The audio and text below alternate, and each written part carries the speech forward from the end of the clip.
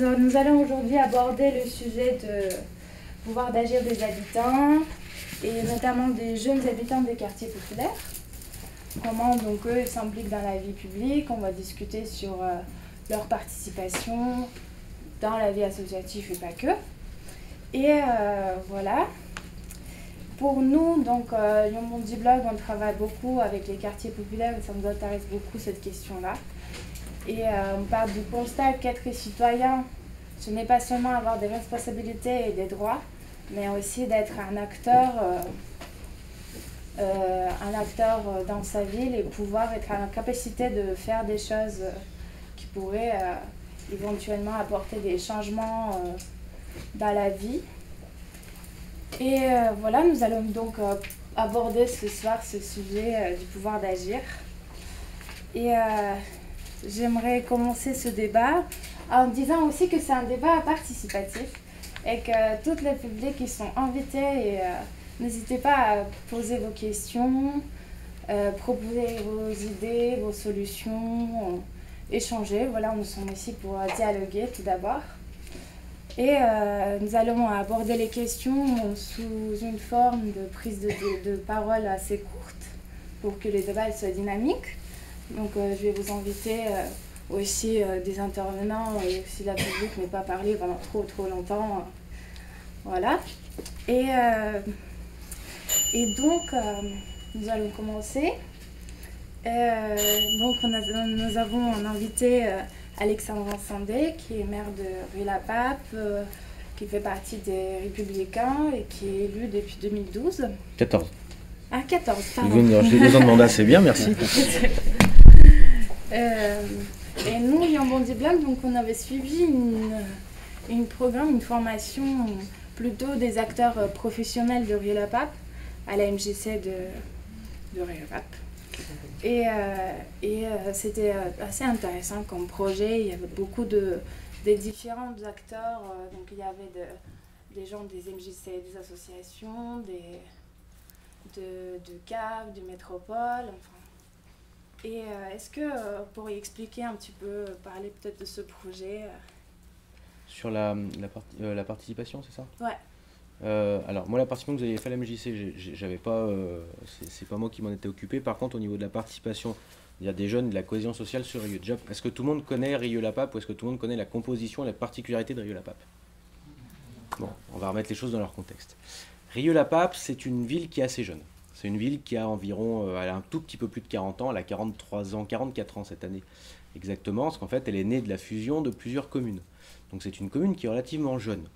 Comme ça, pour les quarantenaires, ça vous fait plutôt plaisir. Mais voilà, c'est une ville relativement jeune. C'est une ville qui, en 68, en fait, a fusionné d'abord et a basculé après dans le Rhône. Il y avait Crépieux-la-Pape, qui était une commune du Rhône, qui est une commune qui est aujourd'hui un quartier de Rieux, le quartier de Crépieux, qui est historiquement est le quartier d'habitation des industriels et de ceux qui faisaient le commerce de la soie. Donc c'était un quartier, c'est toujours un quartier qui est extrêmement résidentiel.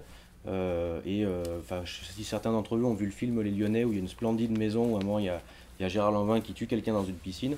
Cette maison qui vaut aujourd'hui plus d'1,5 million d'euros, elle est à Rieux-la-Pape.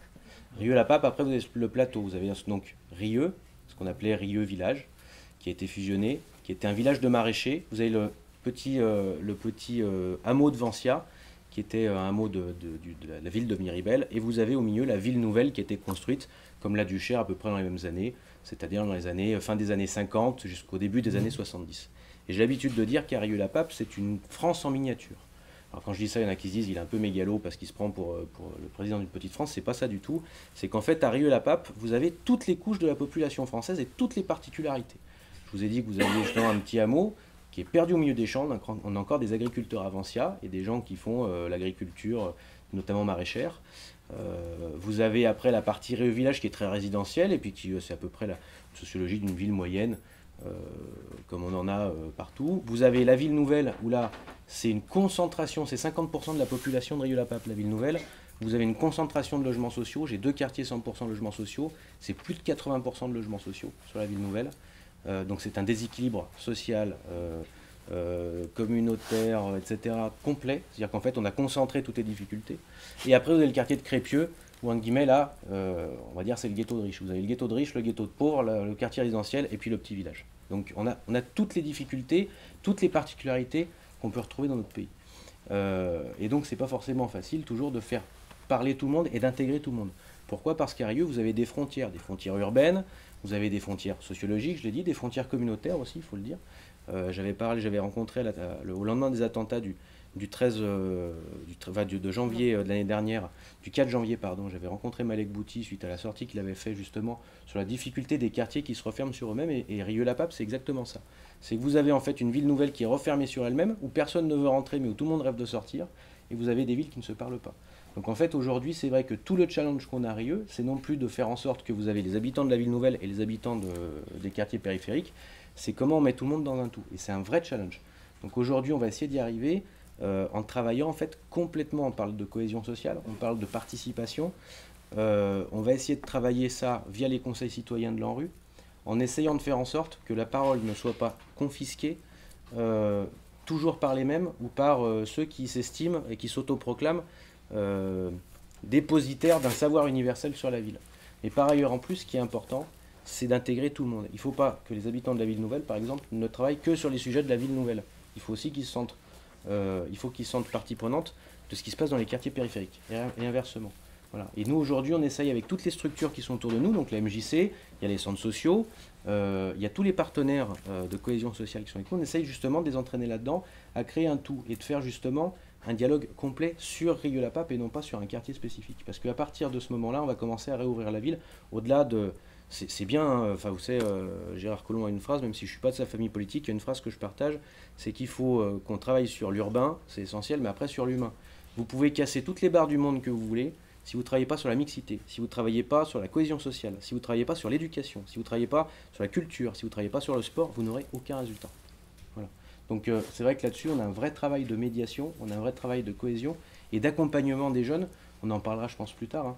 Mais comment aujourd'hui justement ces jeunes dans les quartiers qui se pensent un peu délaissés, et ça a été une réalité pendant très longtemps, quand on est dans une ville où il y a 57% de logements sociaux au global, quand on habite dans un quartier où c'est un quartier 100% logements sociaux pour certains, que vous avez 30% de jeunes qui sont au chômage, que en général vous avez même des personnes qui sont issues de la diversité qui vous disent eux-mêmes, parce que j'essaye de faire une permanence sans rendez-vous chaque semaine dans tous les quartiers de la ville, et tournant, j'ai des personnes qui habitent dans des barres d'immeubles et qui me disent « Mais monsieur le maire, faites en sorte qu'on ne nous entasse plus. Parce qu'on se sent complètement isolé et délaissé. » C'est à partir de là comment on essaye de raccrocher ces gens-là justement à la vie de la cité, c'est le plus important. Et après, comment justement on essaye de les faire participer et de les former aussi pour que derrière ils aient les outils pour agir. Parce que c'est très bien de décréter la participation citoyenne, ça c'est une chose, mais si on ne donne pas les outils aux personnes pour participer, ça ne servira pas à grand-chose. Voilà. Donc c'est tout en fait ce travail-là en effet qu'on essaye de mettre en place avec nos partenaires. Nous on n'est pas là forcément pour être très dirigiste, moi j'aime pas ça, je suis plutôt quelqu'un d'assez libéral à ce niveau-là, c'est qu'on laisse un grand champ de liberté, qu'on cadre par contre les choses et qu'on donne des limites au débat. Mais par contre, dans l'espace de débat, il faut que ça soit relativement libre. Justement ce soir on est beaucoup entouré par ces structures qui proposent justement les outils à des jeunes et aux habitants tout court pour pouvoir prendre ce justement pouvoir.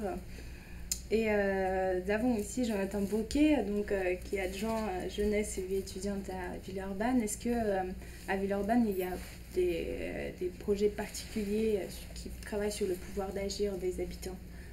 Oui, alors je vais me permettre aussi de faire une petite contextualisation, même si je pense que les gens dans la salle connaissent sans doute mieux Villeurbanne que Rieux. Il y a pas mal de points communs en fait entre Rieux et Villeurbanne. D'abord sur l'historique, nous aussi on est une ville qui s'est construite via l'industrie de la soie. On était la cité ouvrière de Lyon et il y a des traces assez importantes de ça encore aujourd'hui dans l'urbanisme et dans les réalités sociologiques.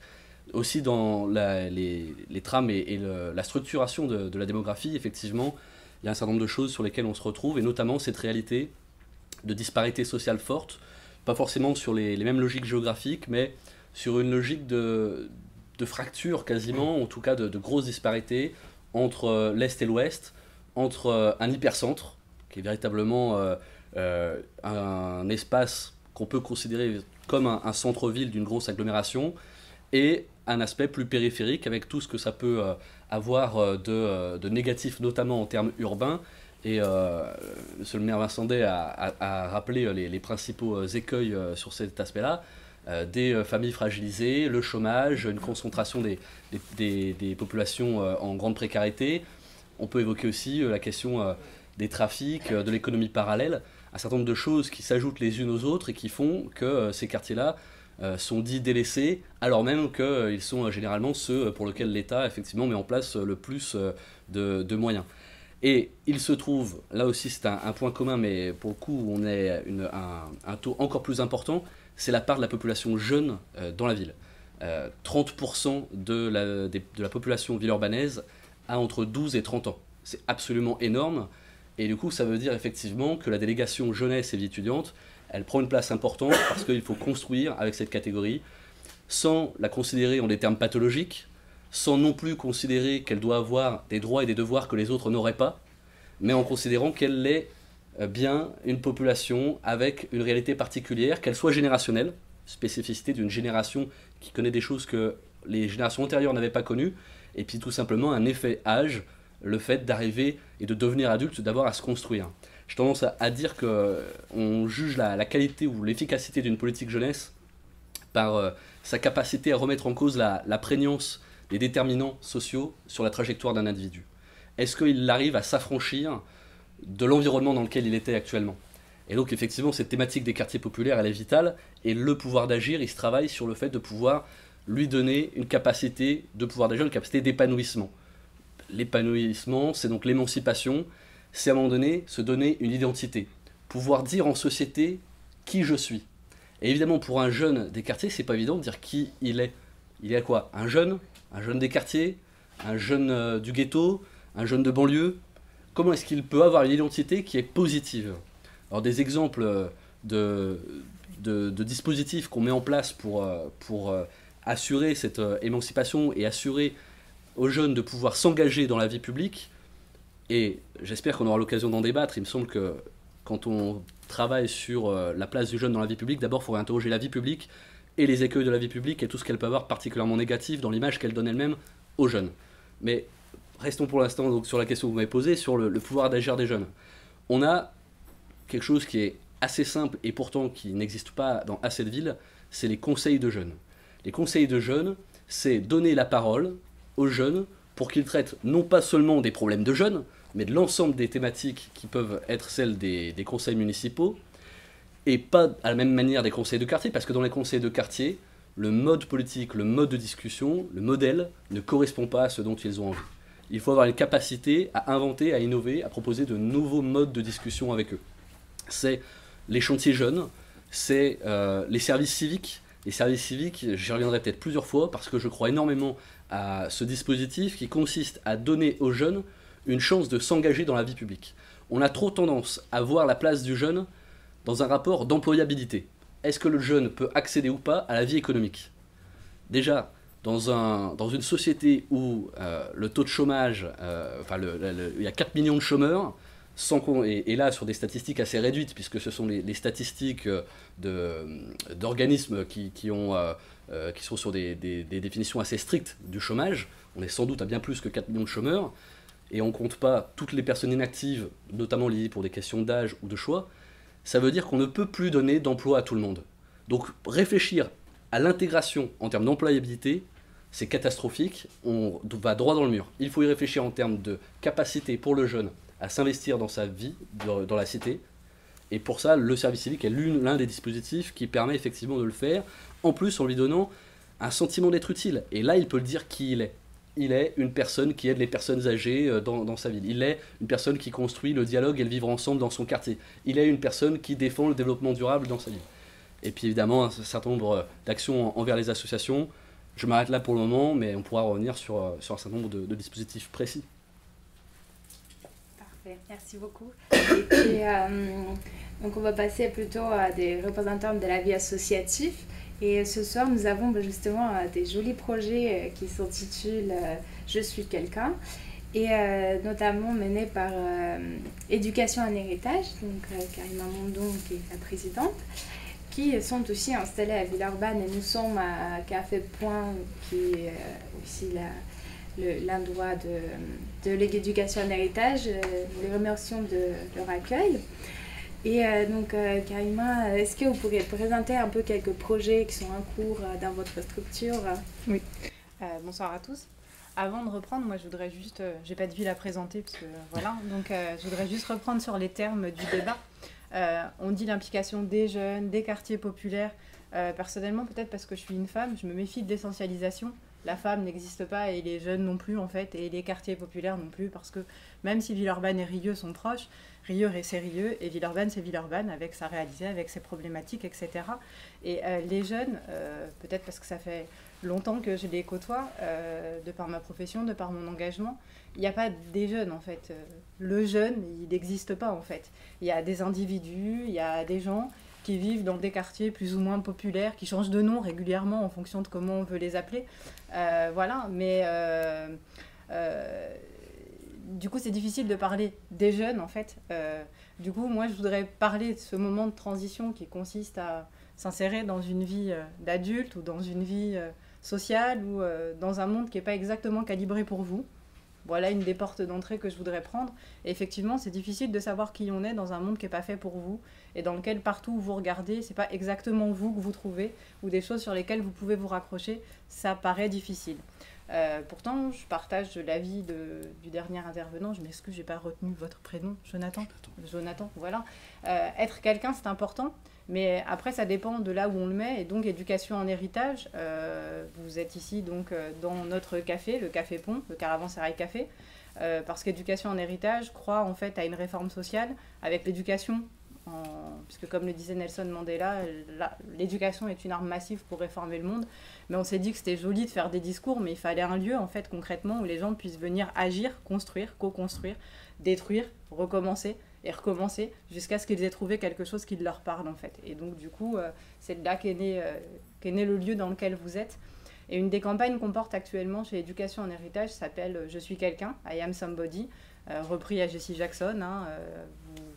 Je resitue Jessie Jackson, c'est plus près que Villeurbanne et Rieux. Donc Jessie Jackson, c'est le mouvement des droits civiques des Afro-Américains aux États-Unis.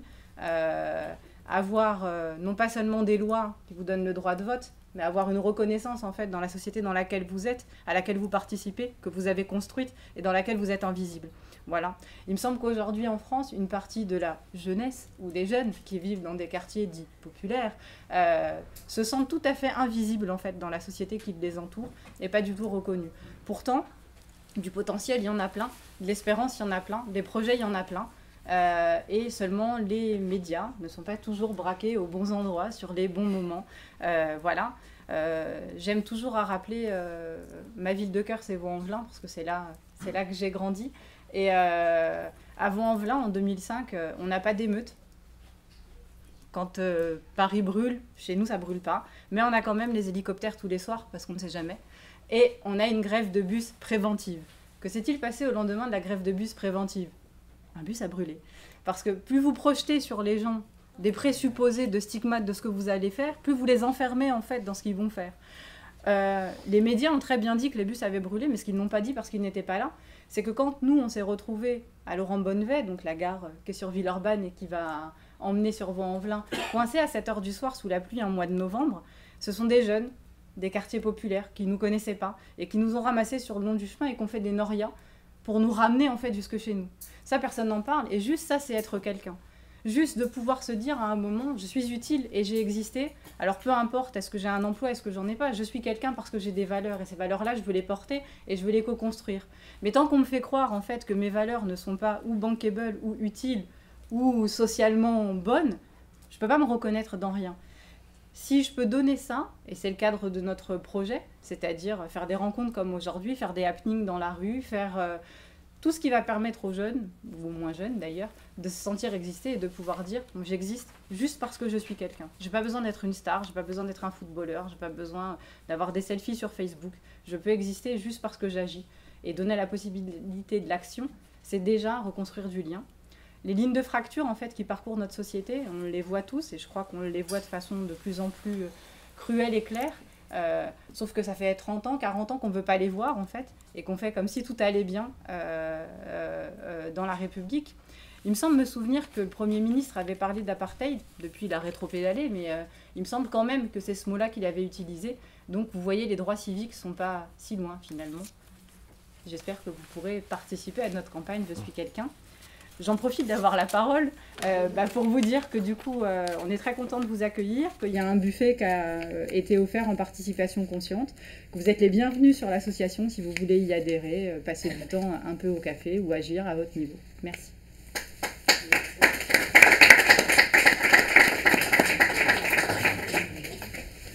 Merci. Nous accueillons aussi ce soir Martin Dirigno, qui est président de l'association Ancela, qui a pour le coup le siège dans le 7e arrondissement de Lyon, qui aussi accompagne beaucoup d'initiatives jeunes, qui me semble aussi que l'association est née d'une initiative jeune étudiante. Est-ce que vous pourriez nous parler un peu de vos projets? Alors oui, avec plaisir. Alors il y a deux... Pour moi, il y aurait deux enjeux fondamentaux, deux éléments qui me sembleraient importants à dire. La première, elle a été dite déjà par Nathalie. Karima, pardon. Excuse-moi. C'est pas grave. Sur la jeunesse, à mon avis, personnellement, quand on parle des jeunesses des quartiers, j'ai grande difficulté à comprendre de qui on parle, parce que j'ai grandi dans une cité.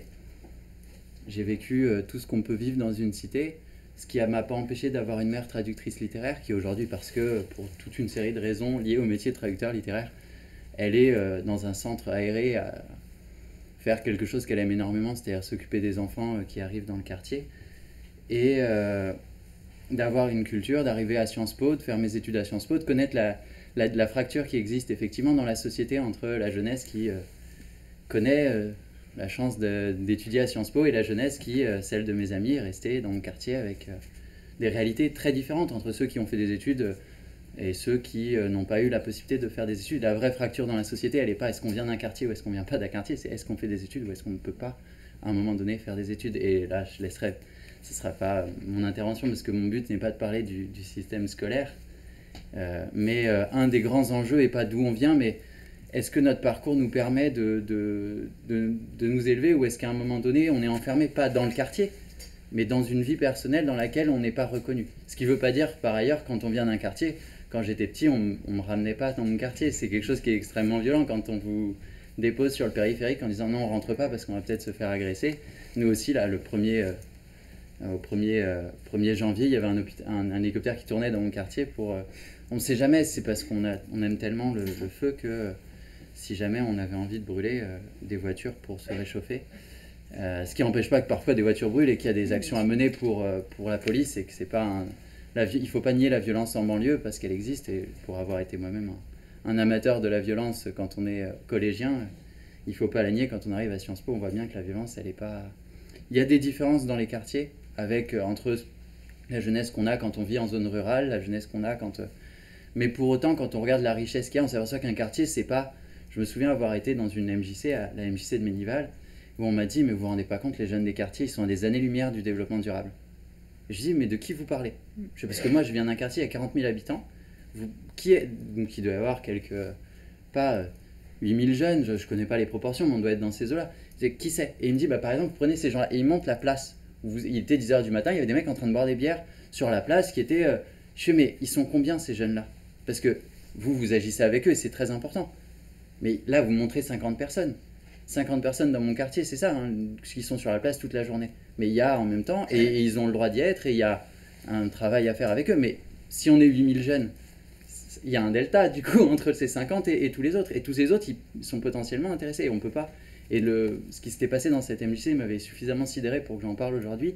C'est qu'on nous avait mis le temps du midi à manger des pizzas pour que les jeunes ne se rendent pas compte qu'on va parler de choses chiantes, mais que ça passe quand même, quoi. Voilà, c'est ça la réalité. Et c'est vrai que ça, c'est un des enjeux, à mon avis, qui est fort. Le deuxième enjeu, pour moi, c'est celui d'Ancila. Et là, c'était plus mon histoire personnelle, mais elle compte parce qu'elle n'est pas visible. Ancila, on est une association. À la base, on était des étudiants de Sciences Po. Maintenant, ça s'est diversifié, mais on reste une association de personnes qui ont un bac plus 5 et qui s'engagent dans la société avec cette histoire et ce parcours. Ce qui fait que mon vécu personnel n'est pas visible, donc je tenais à le témoigner et à dire que voilà, on n'est pas en banlieue que... uniquement il y a toute la diversité, il faut respecter chaque part de la diversité, mais il ne faut pas imaginer une banlieue avec uniquement ce qu'on voit à la télé, ce que disait Karima.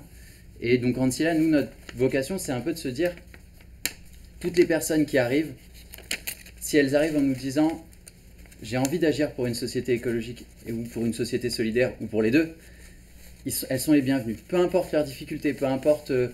on voit chez eux leur richesse. Et nous, on a une phrase qui fait écho à ce que tu racontais, Karima, qui est importante pour moi, qu'on dit toujours dans toutes nos formations, et je me suis empoigné avec des professionnels à plusieurs reprises sur ce sujet. Quand on prend les gens pour des cons, ils se comportent comme des cons. Quand on prend les gens comme des gens qui ont de la valeur, qui peuvent apporter à la société, ils se comportent comme des gens qui ont de la valeur et qui peuvent apporter à la société. Et ça, c'est la philosophie d'Ancilla, c'est ça. Après, en pratique, on a un guide dans lequel on peut découvrir toutes les initiatives et associations qu'on a pu référencer, qui est perfectible, sur Lyon et ses alentours. On n'a pas pu, on s'est dit, est-ce qu'on en fait, parce qu'il y a toujours Villeurbanne, est-ce qu'on met Lyon, Villeurbanne et ses alentours, parce qu'on sait qu'on se fait engueuler par les Villeurbanais qui, non, mais nous, on compte aussi, mais bon, c'est Lyon et ses alentours, mais en fait, ça fait un peu la métropole de Lyon. Non, toi, ça va. Mais on sait qu'il y a des associations qui ont, non, Villeurbanne, quand même. C'est vrai que c'est un cas de figure assez unique dans France d'avoir deux grandes villes comme ça. Et on a des actions, en fait, on a une pépinière d'initiatives citoyennes en faveur d'une société écologique et solidaire, ce qui signifie très large, c'est-à-dire que toute personne qui aura une initiative, c'est-à-dire ça peut être une action qu'on mène avec ses voisins, qu'on mène avec ses amis, entre soi, et on se dirait on aurait besoin d'un coup de main pour mieux nous structurer, pour aller plus vite, ça pourrait être des lycéens qui nous diraient on veut mener une action dans notre lycée, comment on peut faire? Ça peut être des projets d'associations plus structurés, potentiellement créatrices d'emplois. On accompagne vraiment des actions à une personne toute seule qui veut monter un panneau qui identifie toutes les initiatives qu'il y a dans le quartier qui méritent d'être valorisées. On l'a aidé à trouver les personnes qui vont lui permettre de fabriquer le panneau. On l'a aidé à identifier les associations, à rencontrer la Maison pour tous d'Hérency pour mettre le panneau. Et lui, c'est une initiative personnelle qui commence à essaimer. Il y a quelqu'un d'autre dans le premier qui a envie de le faire. Et ça, on va accompagner. Mais c'est une action peu structurée qui ne créera pas d'emploi. Et puis des associations qui vont être créatrices d'1, 2, 3 emplois. Mais pour nous, ce n'est pas important. Ce qui compte, c'est pourquoi. C'est qu'en fait, quand on a eu plein de discussions, on disait, mais alors, vous ne pouvez pas accompagner les deux, c'est pas la même chose. Si, parce que nous, on accompagne des gens. Et la personne qui met en place un panneau se pose plein de questions et dans plein de réflexions. Et nous, on est à ses côtés. On n'est pas des spécialistes des panneaux. On n'est pas non plus des spécialistes des entreprises. Notre but, c'est d'être à côté pour accompagner, poser des questions, mettre en lien, réfléchir avec la personne, l'aider à trouver des gens pour être à ses côtés. Et ça, c'est un rôle dans la société d'accompagnement qui n'est pas un accompagnement spécifique. On est dans une société où tout est très partialisé. On va pour être accompagné chez le psychologue, on va pour être accompagné chez, on va dire, un accompagnement médical, on va être accompagné quand on a un parent qui décède par une personne qui va nous accompagner pour notre deuil, mais on est accompagné parce qu'on a un problème. Là, c'est-à-dire que vous n'avez peut-être pas de problème, mais on peut vous accompagner parce qu'on va enrichir ce que vous faites en discutant avec vous, on va être à vos côtés. Ça, c'est la pépinière. Donc, toute personne qui se dit « j'ai une idée », et vous, si vous avez une idée, vous connaissez des gens qui ont des idées, ils se diraient « j'ai envie de mettre ça en place », il ne faut pas hésiter à passer le pas de la porte. On prend 2 heures, on prend un rendez-vous, puis après on prend 2 heures autour d'un verre, on discute, on pose des questions, on vous dit vous devriez rencontrer machin, et vous avez pensé à ça, mais attention à ça, c'est peut-être un peu dangereux de faire comme ça, parce qu'il y a un droit du travail, ou il y a un droit des enfants, qu'est-ce que ça... Et en fait, on discute avec les personnes sans les juger, mais en les aidant à planir. Ça, c'est la pépinière. Et puis après, on a plein d'actions qui visent à valoriser toutes les initiatives qui existent pour donner des idées aux gens. Par exemple, on a fait un atelier d'essaimage sur les boîtes d'échange entre voisins. Boîtes d'échange entre voisins, si vous posez une boîte, vous dites tout ce qui est là-dedans est gratuit. Donc les gens déposent des objets dont ils n'ont plus besoin et d'autres gens peuvent les prendre. Il n'y a aucune condition, c'est vraiment de la gratuité pure. Vous pouvez prendre sans donner, donner sans prendre. Si quelqu'un passe, prend tout et met tout sur le bon coin, c'est que ça a été important pour lui. C'est que si vous prenez tous les objets d'une boîte à partage et que vous gagnez 100 €, c'est que vous avez vraiment besoin de ces 100 €. Nous, on n'est pas là pour en juger. Quand on fait un don, je m'étais engueulé avec ma grand-mère qui est quelqu'un de particulier, on va dire, qui m'avait dit, moi je donne, mais il faut qu'il y ait quelque chose en échange. Donc s'il fait un dessin, mais dans ce cas-là, c'est pas un don. La boîte à partage, c'est on donne, celui qui prendra en aura besoin. Et ça, c'est une philosophie qu'on défend, et c'est un bon moyen d'amener cette philosophie dans notre société. Ce qui fait que, pour terminer sur notre identité, ce qu'il faut voir dans Ancilla, notre philosophie, c'est de se dire, en chacun, il y a une valeur à apporter. Les jeunes des quartiers, les vieux des quartiers, les jeunes des centres-villes. Moi, quand je suis arrivé à Sciences Po, je me suis dit, c'est les riches, ils sont cons, ils pleurent tout le temps. Enfin, c'est assez pathétique parce que vous arrivez à Sciences Po, vous avez des gens qui font des crises d'hystérie à cause du chômage. Le taux de chômage à la sortie de Sciences Po, c'est 3%. Et j'avais des amis qui faisaient des crises de larmes à cause du chômage. De toute façon, je vais jamais y arriver, on n'aura pas d'argent, on aurait mieux fait de faire un BTS ou un CAP. Donc j'ai des amis en CAP ou en BTS et c'était assez insupportable pour moi de les voir dire ça. Et à un moment donné, on prend du recul et on se rend compte que bah, c'est la société qui agit sur nous quand on vient des quartiers, qui agit aussi sur eux, qui sont dans cette réalité-là. Et donc de se dire, on n'est pas là pour dire d'où on vient et voilà, qu'est-ce que... Mais on veut contribuer à cette société et faire une société plus harmonieuse, plus écologique, plus juste, plus solidaire. Et ça, tout le monde peut apporter. C'est ça la philosophie fondamentale d'Antia. Et nous, en tant qu'association, on n'est pas là pour mener les actions à la place des gens. Nous, on est juste là pour les accompagner. Si quelqu'un s'arrête, l'action... Quelqu'un qui vient dit « Moi, j'ai une idée géniale. » Vous la mettez en place et le monde est changé. Bah, je suis super content, très bien, mets-la en place. Ah non, mais c'est vous qui la mettez. Non, moi, ce qui m'intéresse, c'est l'énergie que les gens y mettent. Quand quelqu'un arrive et dit « Ouais, j'ai une idée », même si cette idée, elle nous semble complètement foireuse, même si on sait qu'il va se gameler au premier truc, on sera à ses côtés et on sait qu'il faudra le ramasser. Mais on sera à ses côtés pour le ramasser et lui dire « C'est pas grave, tu vois, là, tu t'es complètement raté sur cette action. On a essayé de te prévenir, mais c'est à toi de voir aussi, faire tes choix, et on est à tes côtés pour te relever. Et pour avancer avec toi et continuer jusqu'à ce que tu n'aies plus envie, si un jour tu n'as plus envie, mais tant que tu as envie, on est là. Merci. Merci beaucoup. Et pour terminer ce tour de table avec la première question, il y a les Cités d'Or et Karim Armentan qui, pour le coup, travaillent dans plusieurs régions, dont à Paris et puis à Lyon aussi. Et ils ont mis en place des projets. Donc, je vous laisserai parler, vous présenter les Cités d'Or et parler un peu sur vos projets. Très bien, merci. Bonsoir à tous. Je vais peut-être moi aussi commencer par vous livrer mon analyse, mon constat sur la situation qui est la nôtre. Parce que je pense que les problèmes et les enjeux que cette situation soulève ne sont pas propres aux jeunes. Hein. La question de la participation, ou plutôt le défaut de participation, ce n'est pas une question de jeunes spécifiquement. C'est une question d'époque. On vit dans une société qui est de plus en plus atomisée, entre les jeunes d'un côté, les vieux de l'autre, les riches d'un côté, les pauvres de l'autre, les croyants d'un côté, les non-croyants de l'autre, secteur public d'un côté, secteur privé de l'autre, etc., etc., etc., etc. Des mondes qui vivent parallèlement les uns les autres, qui ne se connaissent pas la plupart du temps, et qui, a fortiori, ne se reconnaissent pas. Et c'est difficile de faire société dans un tel contexte. Il y a à mon avis une autre dimension, c'est la question du sens. On regarde du côté de l'école, on regarde du côté de la vie professionnelle, on regarde du côté de la vie politique en général. Le sens, on le cherche, hein, et on peut parfois le chercher très longtemps. C'est pas la faute de l'éducation nationale, c'est pas la faute des entreprises, c'est pas la faute des politiques, c'est la faute de tout le monde. C'est la faute de tout le monde.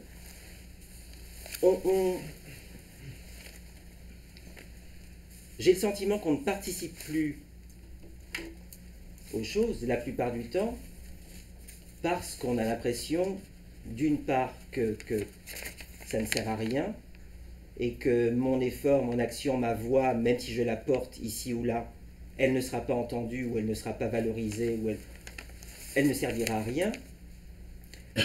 L'autre chose, c'est qu'on manque de... Et là, je pense à moi, hein, et je me revois quand j'étais un peu plus jeune. Pour s'engager quelque part, on a besoin d'être un peu émoustillé, d'être un peu excité. On a besoin d'être porté, de sentir qu'on va prendre part à quelque chose qui est plus grand que nous, qui va nous dépasser, qui va faire qu'on va contribuer, même de façon très modeste, à écrire l'histoire et à construire la société de demain. Or, le problème, c'est qu'on manque de combats aujourd'hui. Pourtant, les combats ne manquent pas, hein. Les injustices ne manquent pas. Les problèmes ne manquent pas. Mais on a énormément de mal à voir devant nous un horizon, et notamment un horizon collectif. Un point de fuite vers lequel on pourra investir à la fois son intelligence, son effort, ses efforts, sa passion, pour avoir le sentiment de contribuer à quelque chose de beau et de grand. Et ce qu'on nous propose la plupart du temps, c'est de contribuer à des choses souvent assez médiocres, ou souvent tellement minuscules qu'on a le sentiment que de toute façon ça ne servira à rien. Je ne suis pas d'accord avec ça, hein, parce que je pense que même de toutes petites actions, et c'est l'image du colibri que vous connaissez tous, même de toutes petites actions peuvent contribuer à changer la face du monde. Il s'agit simplement pour chacun, à proportion de ses capacités, de faire sa part. C'est ça le colibri, il fait sa part. Il a un minuscule bec, ce petit bec ne pourra porter qu'une goutte d'eau, mais il fait sa part. Et il va peut-être en inspirer d'autres. Il va peut-être pouvoir inspirer l'éléphant. Il va peut-être pouvoir inspirer le lion, le tigre ou ce que vous voulez. Je m'arrête là pour essayer de vous dire quelques mots des cités d'or. Les cités d'or sont parties donc du constat que j'ai essayé de vous faire, et d'un autre constat qui est le fait qu'on ne naît pas citoyen. On le devient. Être citoyen, c'est une question de conscience et de responsabilité. Et pour ça, il faut le déclic. Le déclic, c'est souvent le fait d'être confronté à des injustices qu'on voudrait bien contribuer à réformer, à dépasser. Mais même quand il y a la conscience et même quand il y a la responsabilité, ça ne suffit pas forcément à être pleinement citoyen. Parce qu'être citoyen, c'est aussi une question d'outils. Être citoyen, c'est être en capacité de contribuer au débat public, d'y prendre sa part. Mais ça suppose de pouvoir articuler un point de vue. Ça suppose d'avoir suffisamment confiance en soi pour prendre la parole devant d'autres. Ça suppose d'accéder à des informations suffisamment fiables et suffisamment pertinentes pour nourrir notre réflexion et notre action. Ça suppose d'être en capacité de faire vivre des liens humains autour de soi, de mobiliser des gens au service de projets de conviction qu'on porte, d'être en capacité soi-même de se mettre au service de projets portés par d'autres personnes, pour peu qu'on en voit le sens. Et ça suppose enfin de comprendre un minimum le monde dans lequel on vit. Sinon, on est tous un petit peu, alors c'est une image qui vaut ce qu'elle vaut, hein, mais on est tous un petit peu comme ces vaches qui sont devant les lignes de TGV. Elles voient passer des trucs, elles ne savent pas ce que c'est, elles ne savent pas d'où ça vient, elles ne savent pas où ça va, elles ne savent pas ce qu'il y a dedans, elles baissent la tête et elles se remettent à brouter.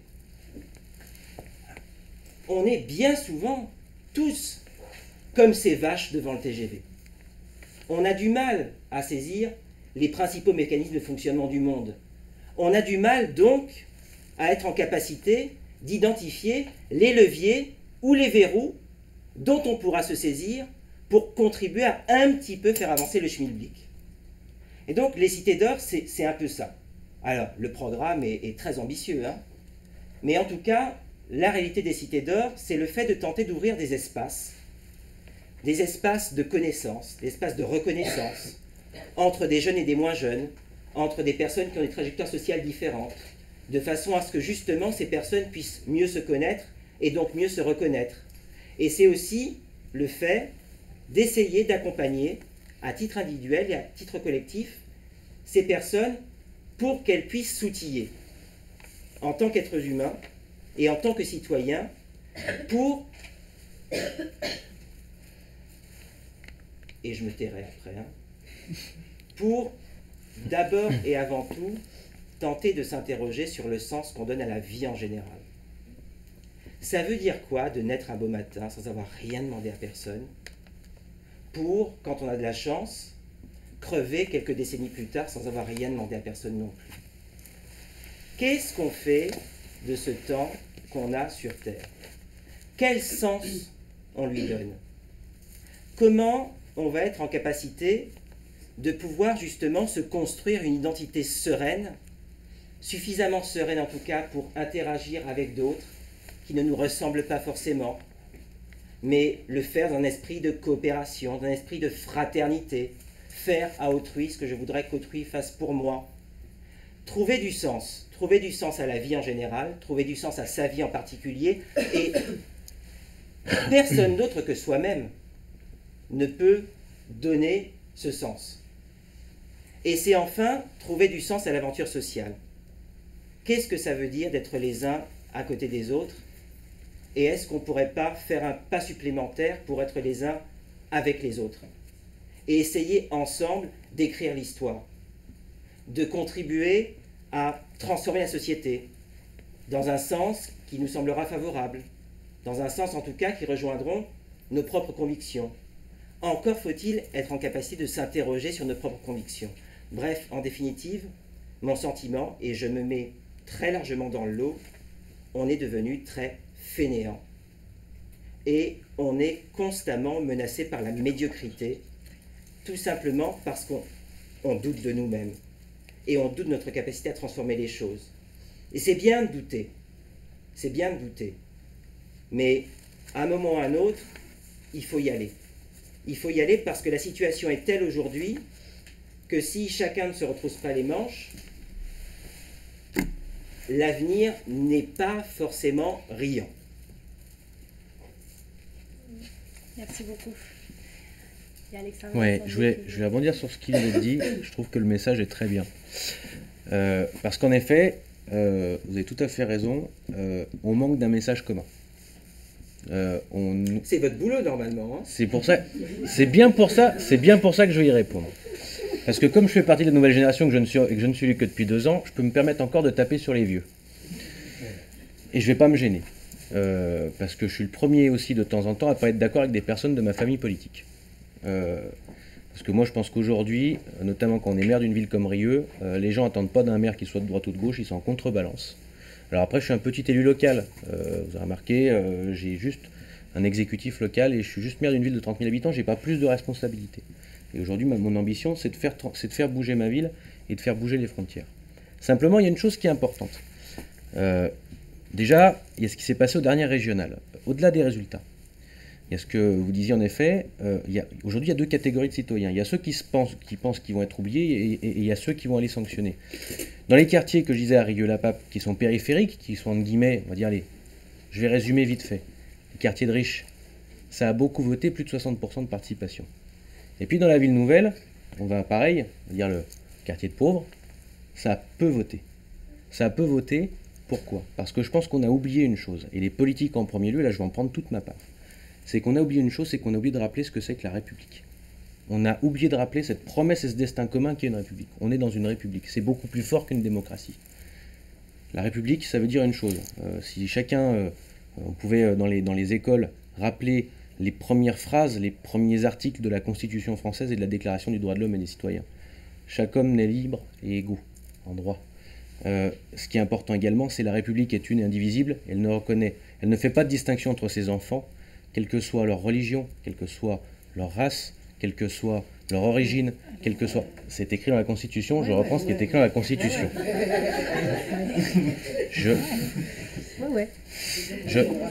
Après, c'est comme les mythologies, les contes, c'est bien. Il y a le vrai monde après. Oui, mais ça je suis d'accord, mais il y a un moment, il y a quand même des textes qui sont fondateurs et qui sont importants.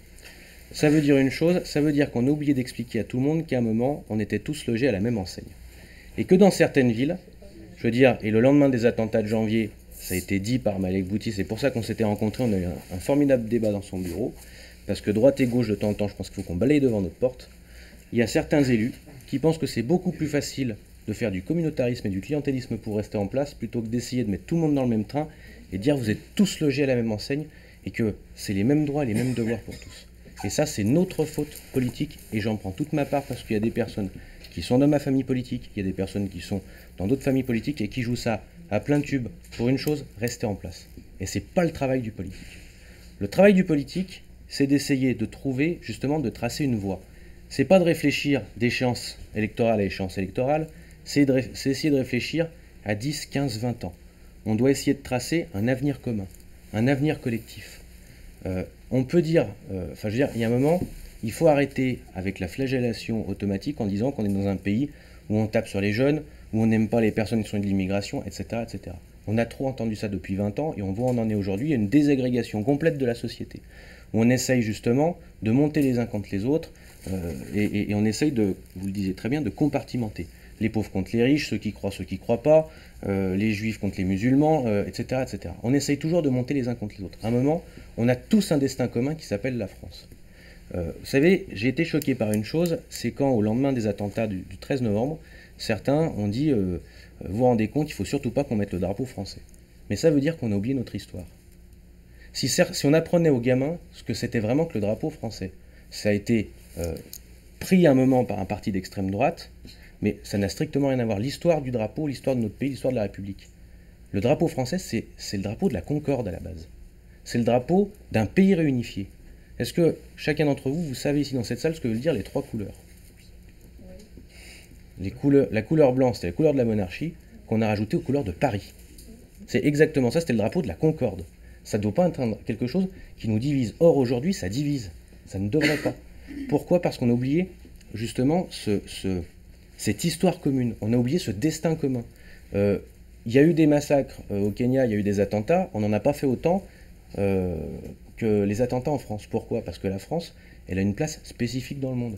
C'est le pays des droits de l'homme, c'est le pays de la laïcité. C'est pareil, la laïcité, c'est pas l'interdiction de croire dans les lieux publics, ça n'a strictement rien à voir. C'est la liberté de croire ou de ne pas croire, ce qu'on appelle la liberté de conscience. Toutes ces choses-là, on a oublié. Pourquoi? Parce que vous avez beaucoup d'élus qui, à chaque fois, ont voulu, on va dire, saucissonner. J'aime pas trop ce que je dis, mais en même temps, c'est intéressant. On a saucissonné l'électorat et on s'en est fait des clientèles électorales. À Rieux, c'est exactement ce qui se passait.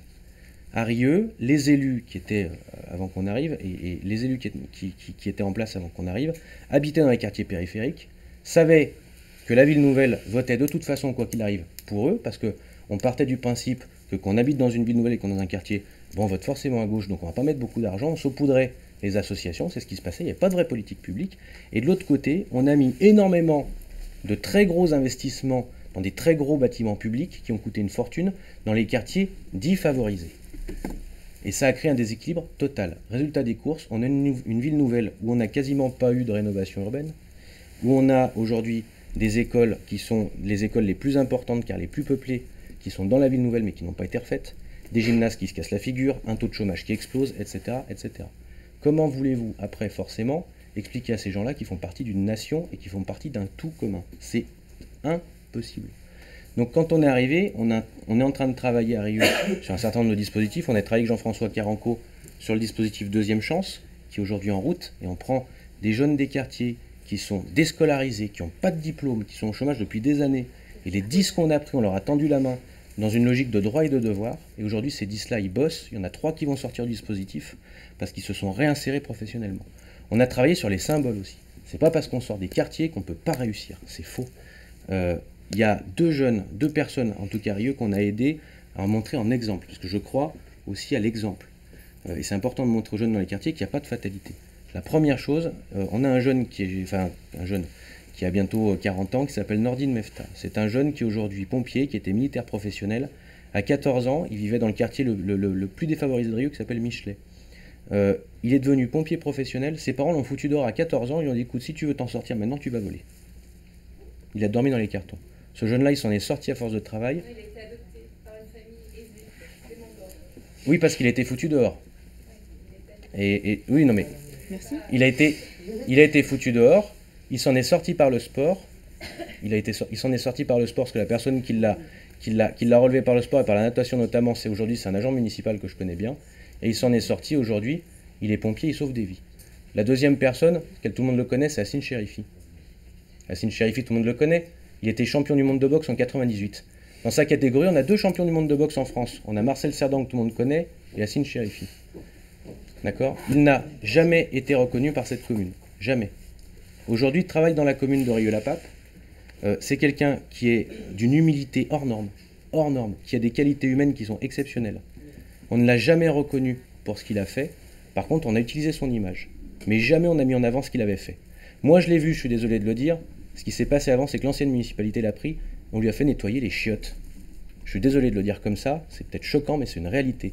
Quelqu'un qui a réussi ça, On l'a pris, on dit maintenant, on t'a baladé une fois en bagnole, et puis maintenant qu'on s'est bien servi de toi, on va te mettre d'un côté. Et ben nous, ce qu'on a fait, c'est qu'aujourd'hui on l'a repris, il fait toujours partie de la municipalité, c'est un des agents de la ville de Rieux, mais aujourd'hui, on va lui donner les moyens de s'en sortir. Aujourd'hui, il a des responsabilités, on lui donne des cours pour qu'il puisse élever son niveau professionnel, qu'il puisse passer des diplômes et qu'il puisse s'en sortir, mais surtout, c'est que justement, entre guillemets, dans les quartiers dits favorisés de la ville de Rieux-la-Pape, la première chose qu'on a fait, c'est qu'on a mis un équipement sportif à son nom. C'est-à-dire qu'aujourd'hui, on a voulu montrer un message qui était assez fort, et c'est un message qui a été soulevé par la population et apprécié, c'est que quelqu'un qui sort des quartiers, qui s'en donne les moyens, qui travaille, peut avoir un destin, peut servir aussi d'exemple, parce que c'est quelqu'un aujourd'hui qui éduque les jeunes, et peut aussi de temps en temps sortir de sa condition. Et ça, c'est aussi le travail du politique à un moment. C'est arrêter de faire du clientélisme, essayer de tracer une voie. Je vous remercie. Et je vais passer la parole à Jonathan Bocquet et ensuite à Karima. Mais je vous invite à vivement aussi lever la main et prendre la parole si vous avez des questions, des idées, des interrogations. Voilà. Merci. Merci. C'est un débat très consensuel. Moi, je suis à peu près d'accord avec tout ce qui a été dit. Je vais mettre quelques nuances quand même, avec presque, j'ai dit presque tout ce qui a été dit. D'abord, en plus, le premier désaccord, je crois que c'était avec vous. Alors, mais je pense que c'est pas tout à fait un désaccord. Vous avez dit il faut pas essentialiser. Effectivement, moi, de par ma formation et mon métier, j'ai tendance aussi à ne pas vouloir essentialiser. Il faut absolument éviter ça. Évidemment que qu'il n'y a pas de quartier populaire, qu'il n'y a pas de naissance de quartier populaire, chaque quartier est unique, chaque jeune est unique. Et en même temps, il faut bien qu'on ait des catégories pour penser l'action publique, et puis il faut bien qu'on se rende compte, notamment quand vous dites, voilà, dans les quartiers riches, on se rend compte que ça a voté, dans les quartiers pauvres, on se rend compte que ça n'a pas voté. Ça veut bien dire qu'il y a des environnements dans certains endroits qui tendent à faciliter ou à rendre plus difficile certaines pratiques, certains espoirs et certaines trajectoires, certains parcours. Ça veut dire qu'il y a une question sociale. Et c'est pas un gros mot de le dire, une question sociale, ça veut dire qu'effectivement, l'État, le politique a un rôle à jouer parce que tous les individus n'ont pas la même chance au départ. Il y a la question du réenchantement politique. On parle d'un projet commun. Effectivement, le projet commun, on l'a déjà. Les valeurs de la République, elles sont là, elles existent. On a des symboles, on a des idéaux, on a des principes. Mais ça, c'est des mots-clés. C'est des formules. Comment est-ce qu'on arrive à en faire quelque chose? Comment est-ce qu'on arrive à convaincre le jeune que la République, c'est son projet? Le jeune, c'est terrible déjà comme formule. Et son projet, comment est-ce qu'il se l'approprie? On républicanise pas quelqu'un. On lui dit pas, on va t'apprendre à être républicain. C'est pas possible. Donc comment est-ce qu'on arrive à faire qu'il s'approprie ce projet-là, ce projet qui est un projet collectif, mais qui est aussi un projet individuel, parce que, alors, du drapeau bleu-blanc-rouge, moi je suis ni parisien ni monarchiste, du coup le drapeau bleu-blanc-rouge il ne me parle pas forcément, sauf si effectivement on en retrace l'histoire et on dit que c'est le drapeau de la liberté.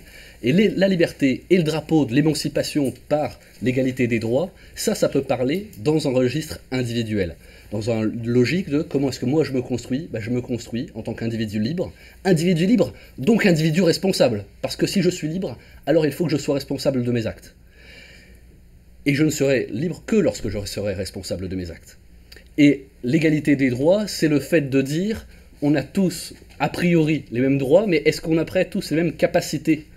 Et c'est là que le bas blesse, dans le projet républicain, et c'est là qu'il y a une question sociale qui se pose. Une question sociale qui après peut prendre d'autres couleurs, et il peut y avoir des prétextes culturels, des prétextes ethniques, des prétextes religieux, mais la fracture, elle est toujours sociale. Et il y a sur cette question-là une spécificité aussi de la jeunesse, sans doute que toutes les jeunesses, d'abord sans doute qu'effectivement l'ensemble de la société est apathique, complètement apathique et complètement désintéressée de l'engagement, encore que on se rend compte, et on sait là, on est la preuve, Cité d'Or aussi, leur école buissonnière, si on donne les moyens de s'engager, si on donne un sens, on se rend compte que les gens s'emparent rapidement de cette activité militante dans un sens large, pas forcément partisan. Mais il y a une spécificité de la jeunesse. Elle a, pour la première fois, elle doit faire face à quelque chose qu'aucune autre jeunesse n'a dû faire face. D'abord, la dette.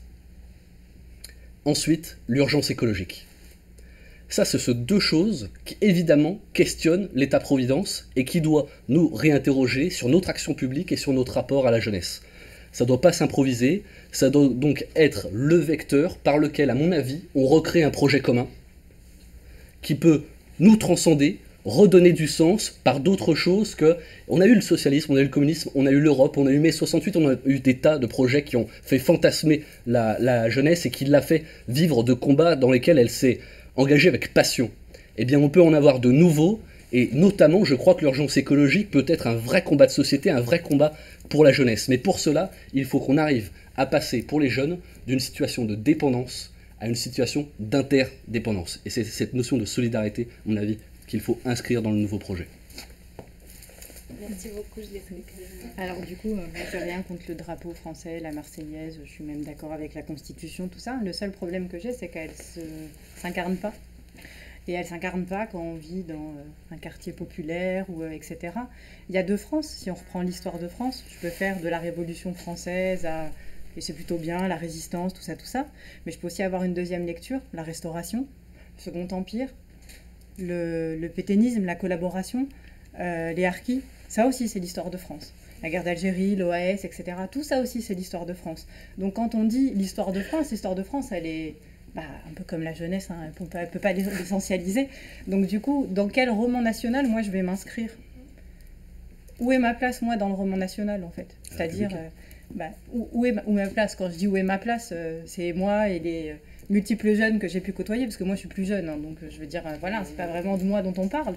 La question, c'est comment je vais m'incarner dans un projet quand le projet, il parle pas de ma réalité. L'égalité des droits, elle est que fictive. Elle est factice, cette égalité des droits. On sait que dans tout un tas, il y a encore une étude du CEFIPOL qui vient de sortir, qui nous dit que l'éducation nationale, par exemple, n'est pas équitable, qui nous dit que les institutions, qui sont les institutions de la République, ne sont pas équitables et ne traitent pas à parts égales les citoyens qui vivent dans la République française. Si on ne s'empare pas de ces questions-là, et si à un moment donné, on ne dit pas oui, c'est vrai, là on a disjoncté, et peut-être qu'on va tout remettre à plat et qu'on va tout reconfigurer, je vois pas comment on peut changer en fait. Si on continue à dire, c'est Malcolm X qui disait, un bulletin de vote c'est une balle dans un fusil, mais il faut tirer qu'une fois qu'on voit la cible. Je crois que ça fait longtemps que les jeunes ont perdu la cible, enfin moi aussi je l'ai perdu depuis longtemps. Si je prends ma propre situation, je ne peux voter que depuis 2002, grandes échéances. Depuis 2002, on me confisque mon vote, on me dit attention Front National, attention Front National, attention Front National. C'est pas ça voter. C'est pas voter par défaut pour le moins pire entre la peste et le choléra. Est-ce que tu veux aller voter? Ouah, non, peste ou choléra, allez, essayons, pourquoi pas. Je veux dire, il faut entendre. Il faut entendre la désolation, il faut entendre la désespérance. Et il faut pouvoir, non pas proposer des projets. Quand on parle d'exemples, moi je suis pas pour les exemples, pourtant je suis pour l'exemplarité. Mais je veux dire, un exemple, ça fait pas une réussite. C'est pas parce qu'il y a quelqu'un qui s'en sort dans un quartier que ça veut dire que c'est possible à la force du poignet. Quand tu veux, tu peux. C'est pas vrai en fait. Il y a des fois, tu veux très fort. Et moi, j'en ai eu plein des jeunes. Ils voulaient très très fort. Hein. Franchement, ils voulaient. Je crois que j'ai jamais vu des gens avec une niaque et une détermination à ce point importante, mais ils pouvaient pas. C'est-à-dire qu'à ce moment-là, il y avait plus de sous à la mission locale, donc il y avait plus de formation disponible, il y avait plus de possibilités d'insertion là, il y avait plus. Et puis au bout d'un moment, je sais pas, moi, je sais pas, peut-être les gens après sont des surhumains, mais une fois que vous prenez une porte 2, 3, 4, 5, 6, 12, il est possible qu'au bout d'un moment, vous arrêtiez. Parce que la vraie violence dans un quartier populaire, de mon point de vue, c'est quand même le fait de quand vous avez 17 ans et que vous voyez des jeunes, dont pour certains, ils ont des masters, des ce que vous voulez, hein, ils sont toujours en bas de la tour en fait. Hein. Ils n'ont pas trouvé de travail, ils sont toujours là et ils restent avec vous, ils ont peut-être 35 ans, ils sont quand même toujours là à côté de vous à 35 ans. Voilà, ça c'est une vraie violence. C'est vrai, ça fait moins de bruit qu'une voiture qui brûle. Ça fait du bruit une voiture qui brûle hein, quand elle explose, tout ça. Ça fait moins de bruit, mais ça c'est violent. Ça, c'est violent. Je veux dire, quand on va dans un quartier, que pour nous dire, oui, un tel machin, il s'en est sorti, vous pouvez pas faire comme lui. Non, je peux pas en fait. Lui, c'est un tel machin, et moi, je suis machin truc, et en fait, on peut pas faire les mêmes choses. Impliquer les jeunes. Si on allait déjà leur demander, en fait, ce qu'ils veulent, ils ont plein d'idées, en fait. Hein. Si juste on va les voir, en fait, on leur dit, oui, bonjour, je m'appelle Karima, et toi, comment tu t'appelles? Parle-moi de toi. Au début, ils vont vous prendre pour une folle un peu. Mais après, ça marche. Hein. Ils vont vous dire, oui, voilà, moi, si je pouvais, peut-être je ferais ça. Alors peut-être qu'on peut les envoyer en CIELA, peut-être qu'on peut trouver ensuite d'autres modalités ensemble. Mais impliquer les gens, l'émancipation, ça se prend pas, en fait. Je vais pas émanciper les gens malgré eux. C'est comme la dignité, ça se prend, en fait. Je peux pas la donner à quelqu'un. Je peux pas lui dire, je vais t'émanciper. Voilà, je peux pas te dire, regarde, je vais t'émanciper, je vais donner des jolis outils, tu vas t'émanciper. Non, non, tu peux pas faire ça, en fait. C'est comme la dignité, ça se prend, en fait. Sauf qu'aujourd'hui, nos jeunes, même ça, ils veulent plus le prendre en fait. C'est-à-dire, on est arrivé dans... Et il n'y a pas que, parce que je veux dire, on vote pas aux élections. Si je regarde des résultats nationaux, globalement, les gens votent de moins en moins aux élections. Peut-être qu'il faut s'interroger sur notre modèle, notre force d'action. Moi, des fois, j'ai un peu l'impression que la vie publique, c'est peut-être une déformation pro, c'est un peu comme être délégué de classe. On vous dit, voilà, vous allez voter, c'est bien, tu vas élire ton délégué, puis le délégué, il sert à rien. En gros, il parle pas trop, il prend ses notes, il défend un peu son cas dans le meilleur des cas, il essaye un peu de défendre son copain dans le meilleur des cas, et ça s'arrête là. Et s'il parle trop fort, on lui dit, attends, reste à ta place de délégué, s'il te plaît. Et ben moi je me dis que les citoyens, ils sont un peu dans cet état-là. On leur dit oui, viens parler, viens à une assemblée, viens. Et puis qu'est-ce qui se passe derrière? Rien. Qu'est-ce qui se passe derrière? Rien. Je veux dire, voilà, c'est ça la réalité du terrain. Enfin, du terrain que j'ai vu. Après c'est peut-être différent à Rieux, à Villeurbanne et ailleurs et tout ça. Moi en tout cas de ce que je connais et de ce que je vois, et c'est vrai de l'autre côté de l'Atlantique, dans nos territoires ultramarins, moi c'est ce que je vois. Je vois des villes avec 66% de jeunes, représentés par des gens qui sont loin d'avoir dans leur zone d'âge, qui sont loin d'avoir dans leurs attentes et même de leur compréhension.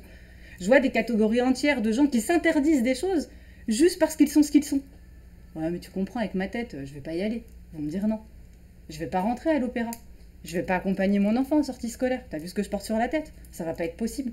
Je vais pas m'investir dans ça, on va me dire non. Mais t'as vu ma tête, t'as vu mon nom, t'as vu d'où je viens? Ben c'est pas possible. C'est ça contre lequel il faut lutter. Parce que c'est ça qui va empêcher les gens de s'investir, en fait. Tant que le miroir que je tends, il n'est pas vrai, en fait. Je veux dire, je nie pas, il y a des choses formidables qui se passent en France. J'aime beaucoup mon pays, des fois il me saoule beaucoup, des fois il fait des choses avec lesquelles je suis vraiment pas d'accord. Mais si vraiment on faisait vivre liberté, égalité, fraternité, qu'est-ce que ce serait beau? Qu'est-ce que j'aurais aimé vivre dans une époque où on fait vraiment vivre ça, liberté, égalité, fraternité? Surtout fraternité. Si vraiment, effectivement, on pouvait vivre ensemble dans une fraternité, c'est-à-dire que je considère l'autre comme un autre moi, même s'il est bizarre, hein, il fait des trucs bizarres, mais moi aussi je fais des trucs bizarres des fois. Vous faites jamais des trucs bizarres? L'autre aussi en face il fait des trucs bizarres, mais c'est pas grave, faisons des trucs bizarres ensemble. Et de cette bizarrerie naîtra peut-être en fait des conceptions de sociétés différentes. Mais tant qu'on se dit on va formater, c'est peut-être j'ai une mentalité chinoise un peu. Vous voyez la peinture européenne en fait, quand vous allez voir un tableau, on dirait pas comme ça, mais des fois je fais des trucs chinois. Quand vous allez voir un tableau en Europe, le tableau il est figé et on vous le donne à voir en entier. C'est ça la peinture classique européenne, on pense aux proportions, etc. Quand vous vous intéressez à la peinture chinoise, vous voyez je fais des trucs bizarres, c'est des rouleaux qu'on vous apporte. Et le rouleau, il ne faut pas qu'il soit détendu. Parce que votre œil, en fait, on va le dérouler au fur et à mesure et votre œil va s'habituer au fur et à mesure aux détails. Et si on veut prendre la mesure d'un quartier populaire et de sa jeunesse, c'est ça qu'il faut faire. C'est pas poser un diagnostic qui nous dit il y a des grandes catégories, parce qu'on les connaît, ces catégories-là. On peut demander à l'INSEE, ils vont nous dire, en fait, voilà, il y a tant, etc. Mais ça ne vous donnera pas à voir la réalité du quartier. Par contre, si vous vous plongez dedans et que vous tirez, en fait, petit à petit, le rouleau de ce qu'ont peint les habitants, là, oui, peut-être qu'on pourra avoir une vision un peu plus claire. Et du coup, dire qu'on est tous responsables, c'est vrai, on est tous responsables. Mais quand même, les pouvoirs publics portent une responsabilité plus lourde que celle du citoyen lambda. Parce que c'est quand même bien les pouvoirs publics qui organisent notre vie. C'est quand même eux qui sont responsables du temps qu'on passe à l'éducation nationale, du temps qu'on passe après, etc. Et donc c'est bien des pouvoirs publics de déconstruire en fait cette réalité du pouvoir public pour pouvoir aller vers un vrai pouvoir populaire. Qui viendra peut-être des quartiers dits populaires d'ailleurs. Voilà. Merci beaucoup. Je retiens et Martin voulait répondre. Oui, je voulais réagir aux deux interventions que vous avez faites parce que ça m'a rappelé qu'à la suite des attentats de janvier, le président de la République avait demandé au président du Sénat et au président de l'Assemblée nationale de réaliser des rapports sur une question qui était attachement républicain et engagement citoyen. Ce qui, d'un certain point de vue, est intéressant puisqu'il sous-tend une idée dynamique, c'est-à-dire que notre attachement républicain est, d'une manière ou d'une autre, entretenu, voire suscité par notre engagement citoyen.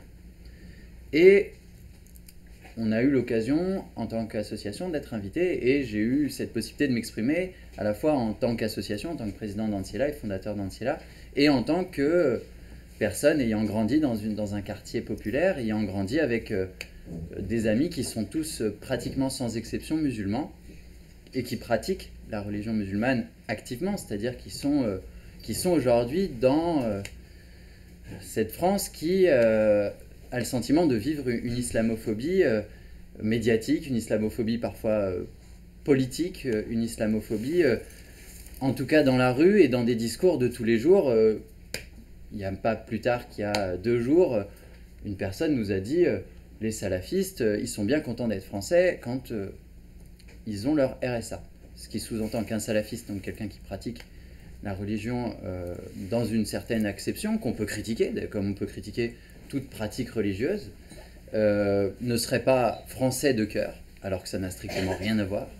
Vous pouvez vous appeler François d'Assise, et François d'Assise, c'est une forme de salafisme catholique, c'est quelqu'un qui se dépouille de tout, et qui revient à la pureté, et être très attaché à votre pays. Et en plus, cette phrase sous-entend que ce salafiste qui n'est pas attaché à la France n'est pas non plus quelqu'un qui travaille et qui contribue puisqu'il est locataire du RSA. C'est quelque chose qui est très dur. J'ai appelé un ami, je lui ai raconté, il m'a dit non mais ça moi c'est tous les jours. Qu'on me fait des blagues au bureau parce qu'il est musulman, alors toi, ceci. Alors c'est la question qui a été posée par nous, la personne qu'on a rencontrée, c'était Claude Barthelone, le président de l'Assemblée nationale, à la préfecture, dans un contexte extrêmement institutionnel, et on devait s'exprimer là-dessus. Et tout le monde s'est exprimé, et c'était le bureau des pleurs. Je suis désolé pour la plupart des associations qui étaient présentes, à part 2 ou 3 associations qui ont exprimé une voix discordante, c'était « on manque de moyens ». C'est plus dur aujourd'hui qu'hier. On ne comprend plus les jeunes. Centres sociaux, MJC c'était un peu différent, mais la personne qui représentait les centres sociaux, en tout cas c'était son discours. Ce qui ne veut pas dire qu'elle représentait le discours de toutes les personnes qui travaillent dans les centres sociaux, naturellement. Et donc, Claude Barthelone notait il faut plus de moyens pour les centres sociaux. J'imagine qu'il notait ça, j'en ai aucune idée, mais peut-être qu'il écoutait simplement, on mangeait en même temps, parce qu'il fallait que ça aille plus vite. Mais on manque de moyens, il nous faut plus de ressources, il nous faut plus de... Et puis, du coup, moi j'ai dû m'exprimer là-dessus, et je me suis dit, mais je ne peux pas dire ça, ça ne correspond pas à ma pensée. Non pas que si le préfet de la République souhaitait nous distribuer des subventions, on dirait nécessairement non. On est toujours pour avoir davantage de moyens. Mais la problématique qu'on rencontre, ce n'est pas une problématique de moyens, c'est une problématique de posture. Et c'est radicalement différent parce qu'on n'a pas besoin aujourd'hui d'argent pour que des jeunes des quartiers s'engagent. On a besoin de changer de posture vis-à-vis d'eux. Et cette posture, ça veut dire qu'on peut croire dans les personnes. Non seulement croire qu'elles peuvent apporter à la société, ça c'est un premier pas. Se dire, en face de moi, là, je vous vois tous, je pourrais me dire, j'ai en face de moi des personnes incompétentes, voire dangereuses, et qu'il faudrait que je vous enferme ou que je vous détache de moi. Ce que certains enseignants ont pu ressentir dans des classes où ils se sont dit, j'arrive dans la classe, j'ai peur et je ne vais pas imaginer que j'ai des enfants qui peuvent apporter, qui peuvent m'enrichir et à qui on va avoir une interaction. Ils se disent, il faut que je sécurise mon cours, ma zone de confort est extrêmement réduite, j'enferme absolument ces jeunes dans le silence, je les mure dans le silence, et dès qu'il y en a un qui s'exprime, je le brise, parce que si je ne le brise pas, c'est lui qui me brisera. Et plus on instaure cette relation, dans le collège où j'ai grandi en tout cas c'était ça, plus effectivement, si jamais on fait preuve de faiblesse, on vous brisera. Et moi j'ai cherché à briser des profs, et j'en ai brisé. J'ai fait pleurer des profs. C'est terrible. Mais j'avais 14 ans, et j'avais besoin, et j'étais dans ce contexte dans lequel on vous brise ou vous brisez. Et c'est ça qu'il faut éviter, qu'on entretient avec les jeunes des banlieues. C'est-à-dire qu'on leur dit, on va vous briser pour que vous ne brisiez pas la société. Et qu'est-ce que automatiquement vous répondez en face? Je vous briserai pour pouvoir exister. Et c'est ça qu'il faut combattre. Et donc il faut croire bien sûr que les personnes ont à apporter. Donc éviter déjà cette première limite ou cette première faiblesse qui est de penser qu'en face de nous on n'a pas des gens brillants, intelligents, riches, cultivés, qui peuvent nous apporter, qui n'ont pas la même culture nécessairement, mais qui peuvent nous apporter. Un des plus beaux moments dans ma vie, entre guillemets, c'est que je suis un athée convaincu, et mon meilleur ami, qui est un musulman pratiquant, me dit, toi, tu as la foi. Tu n'es pas musulman, tu ne crois pas en Dieu, mais tu as une foi. Et ça, c'est quelque chose, je me suis senti reconnu. Parce que quelqu'un, pendant très longtemps, m'a dit, non, mais si tu es athée, tu n'as pas de foi, tu es matérialiste pur. Et il m'a dit, toi, tu as une foi. C'est une foi qui est différente de la mienne. Et ça, c'était... Donc, croire dans la différence qu'il y a une richesse. Mais ce qui est plus important encore, ce qui est fondamental, c'est non pas simplement croire qu'ils peuvent apporter, mais savoir qu'on a besoin des gens. Savoir que sans eux, on n'y arrivera pas. Et leur dire, on a besoin de vous. Vous pouvez ne pas répondre au fait que j'ai besoin de vous. Vous pouvez m'ignorer. Mais si vous m'ignorez, c'est vous qui êtes responsable de m'avoir ignoré et de ne pas avoir répondu à mon appel. Mais quand vous arrivez dans un quartier, nous, on parcourt tous les quartiers, et pas spécifiquement pour les jeunes, on dit aux gens, on ne vient pas écouter vos plaintes. On s'en fout de vos plaintes, tout de suite. Ce n'est pas notre rôle. Par contre, ce qu'on vous demande, c'est qu'est-ce que vous pouvez apporter à ce quartier? Ce quartier a besoin de vous, cette ville a besoin de vous, cette société a besoin de vous, ce monde a besoin de vous. Vous êtes solidaire de ce monde. Et donc, on a besoin de vous. Antiella vous donnera rien que du temps qu'elle a à vous consacrer pour vous aider à donner le meilleur de vous-même. Mais de faire cet appel, vous voyez des milliers de personnes se lever, c'est incroyable de se rendre compte, tous les gens qui sont prêts à agir au seul motif qu'on leur dit on a besoin de vous. Et c'est marrant, tu disais à Karima à un moment qu'il y a des gens qui demandent le droit d'aider. C'est-à-dire qu'ils viennent voir, ils font je voudrais m'engager, est-ce que j'ai le droit Et évidemment que tu as le droit. Et c'est pas d'ailleurs que des jeunes des quartiers même qui ont l'habitude de passer, quand ils y vont, de briser des portes. C'est plein de gens qui vous disent voilà, je ne suis pas trop faire grand-chose, est-ce que j'ai le droit de venir vous aider? Est-ce que c'est possible? J'ai une place peut-être à prendre. Bien sûr que tu as une place à prendre.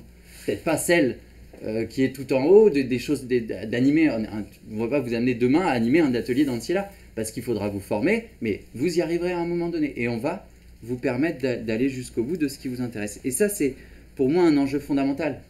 Croire que les personnes peuvent apporter et savoir qu'on a besoin d'eux. Et une ville qui prend conscience de ça, c'est une ville qui développe un pouvoir pour changer sa société qui est considérable, parce que c'est plus juste ces agents municipaux qui répondent à des besoins, c'est toute une société qui se met en marche pour répondre à tous les défis de la société. Et pour avoir formé des professionnels politiques de la ville, pour avoir formé des élus, pour avoir formé des fonctionnaires, on n'y est pas du tout.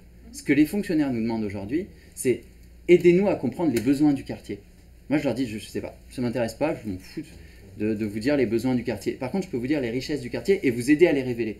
Et ça vous fera émerger les besoins, parce que les gens qui ne vont pas imaginer répondre à des besoins, ils ne vont pas vous dire, on va faire une action pour lutter en faveur des pigeons qui ne volent pas assez haut. Non, ils s'en foutent, ils savent que c'est... Par contre, ils vont vous dire, bah, moi je pense qu'il y a les jeunes, là, ils font rien, on pourrait les aider. Ils vont pas. D'ailleurs, c'est assez amusant quand vous dites aux gens qu'est-ce que vous pouvez apporter, ils se recentrent pas sur leurs problèmes, ils parlent moins de sécurité. Ils voient, alors qu'ils vont traiter le problème de la sécurité, mais ils vont le traiter autrement en disant, bah, il y a tous ces jeunes, on pourrait peut-être faire quelque chose pour eux. Ils comprennent pas bien ils ont du mal à l'école, ou ils comprennent pas bien nos lois, ou peut-être qu'on peut organiser une école, peut-être qu'on peut proposer des cours, peut-être. Et alors, ça ne veut pas dire que tous les gens se mettent dans cette posture. Vous avez des irréductibles gauloises, surtout parce que nous, en tout cas dans nos expériences, c'est des femmes très âgées qui comprennent vraiment plus le quartier et qui vraiment sont perdues, elles ont peur. Et c'est vrai que là, on ne peut pas. Mais 90% des gens qu'on voit sont prêts à donner du temps, à y aller. Ça ne veut pas dire que tous iront pas, ils vont pas tous y aller, mais ils ont envie et la boule faisant, ça avancera. Et ça, c'est un truc en France, c'est pas dans nos mentalités. La puissance publique, elle répond à des besoins et elle n'imagine pas faire appel aux gens. Et ça veut dire que nous, il y a une question qui m'a été posée. J'avais un étudiant qui faisait un mémoire sur Antiella. Et il me dit pourquoi il faut participer. Et là, j'ai explosé de rire et je lui dis je peux pas répondre à ta question. Il faut pas participer, ça veut rien dire. Les gens veulent pas participer, mais participer à quoi? Et là, je rejoins ce que tu disais. Qu'est-ce que ça veut dire participer? Bah, au conseil de quartier, par exemple. Mais crée un projet stimulant et tu verras plein de gens dans ton conseil de quartier. À la Guillotière qui mène plein d'actions, il y a plein de gens au conseil de quartier. Et vous avez des quartiers où le conseil de quartier, il parle que des crottes de chiens et où il n'y a personne. Mais à la Guillotière, on fait des actions sur la mémoire de l'immigration, on fait des actions sur le patrimoine du quartier. Et il y a plein de gens différents qui s'y retrouvent parce que chacun y retrouve quelque chose. Et ça, c'est un enjeu pour moi. On n'est pas dans la société des années 50 où on avait un besoin d'un idéal commun, unique.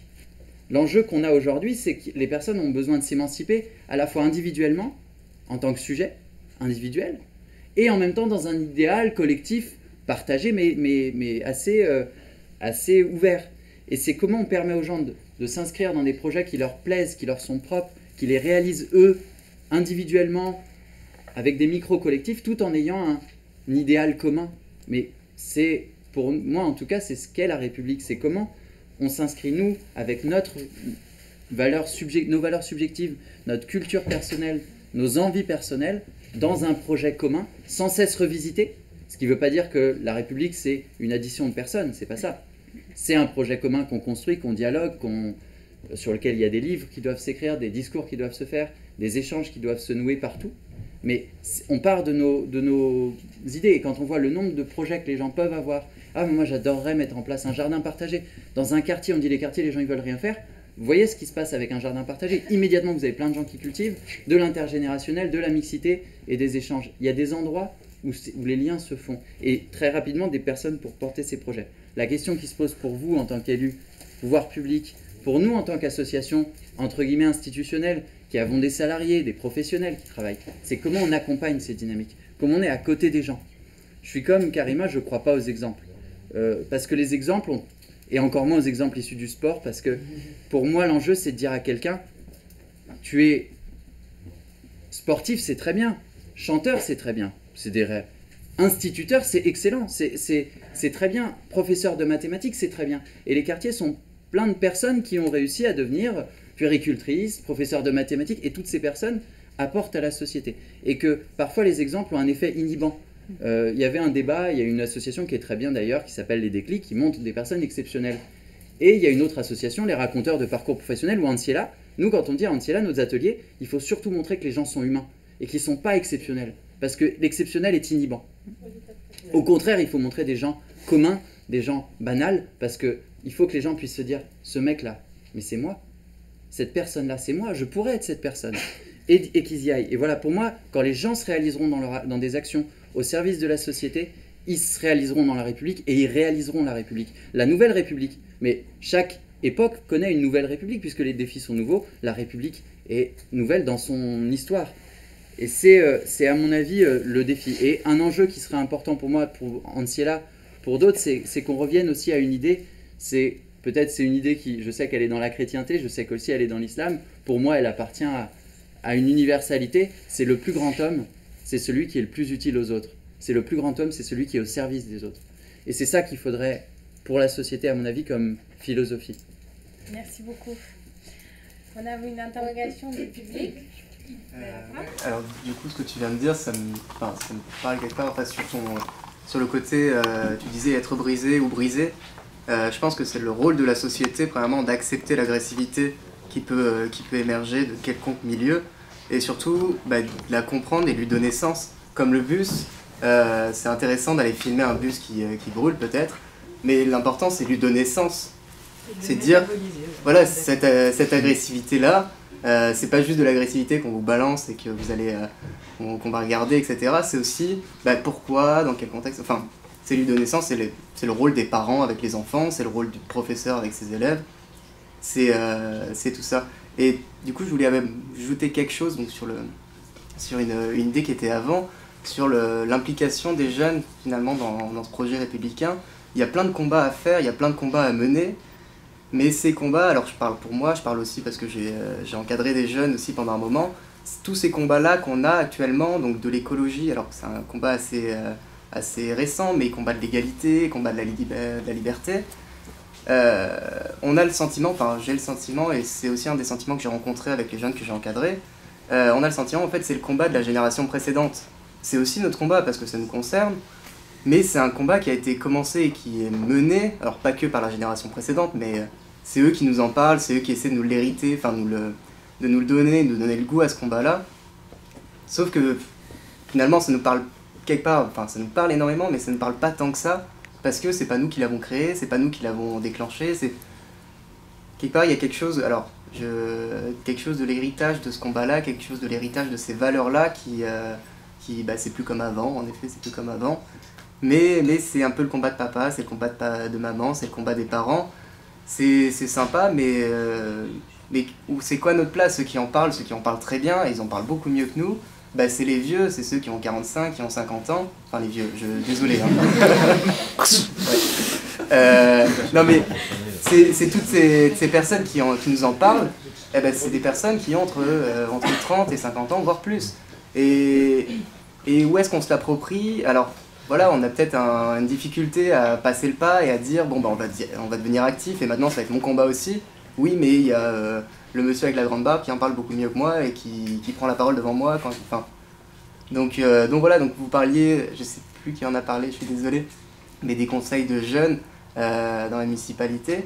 Je trouve que c'est quand même super important, moi je trouve que c'est peu mis en avant, il y en a peu qui participent à ça, il y en a avoir une quinzaine par municipalité, je sais pas. 50, mais 50, ouais.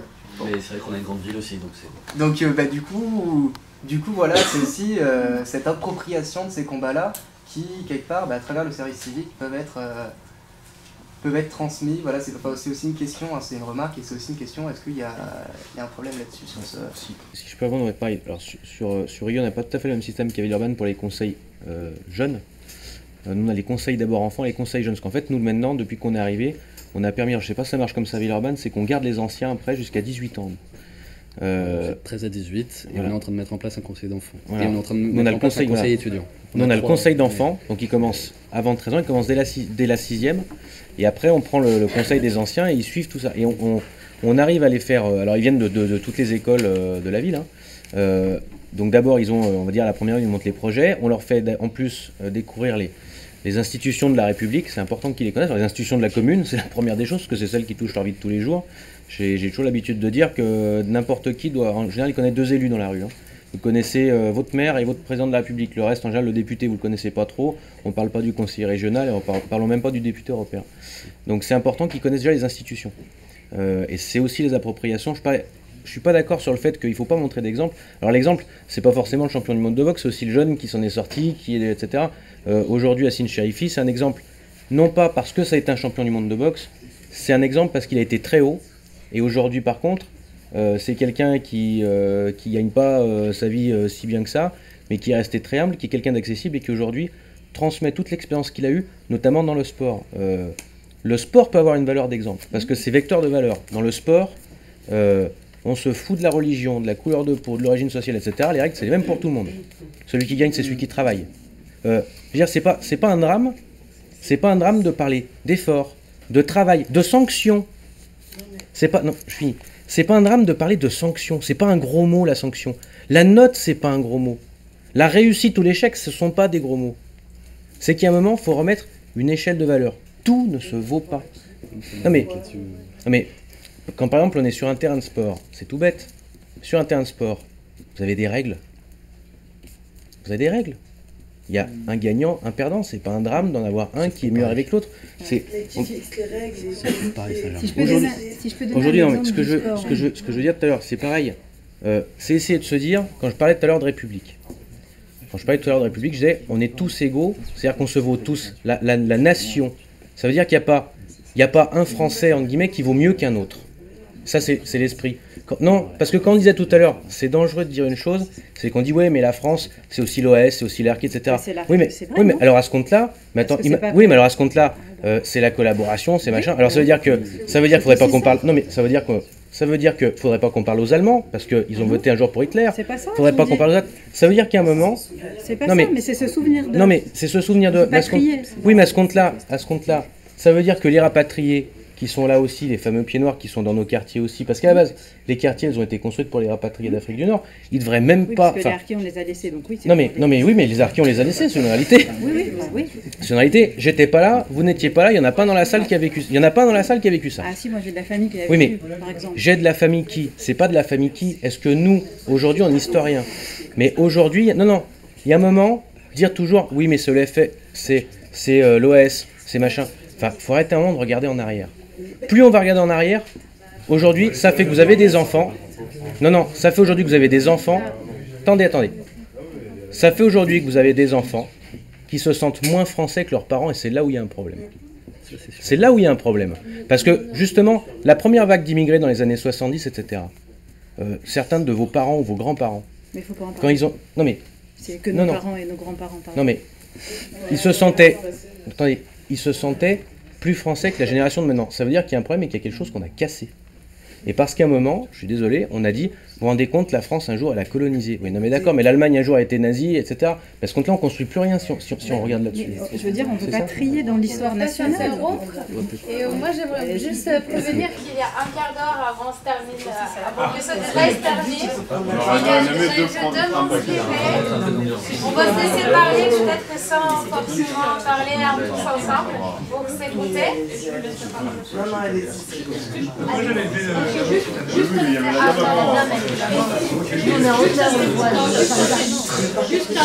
Juste un témoignage. Je m'attendais sur Vénitieux d'animer des ateliers de laïcité avec des jeunes.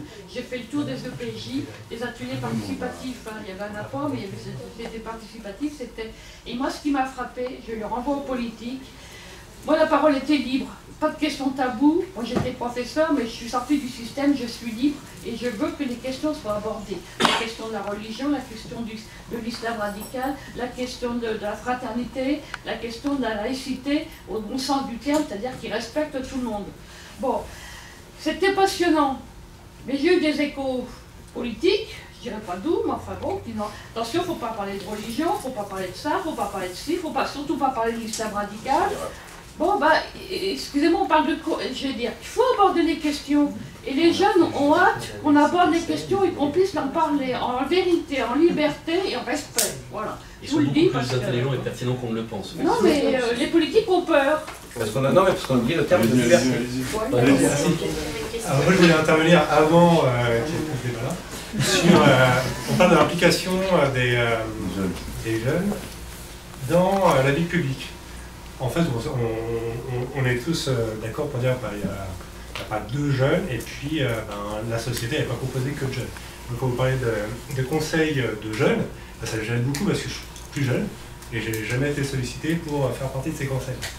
Il y a des choses en termes d'implication pour la vie publique. On s'aperçoit que la politique agit quand même beaucoup sur la vie publique, qui elle-même est beaucoup régie sur des intérêts financiers notamment.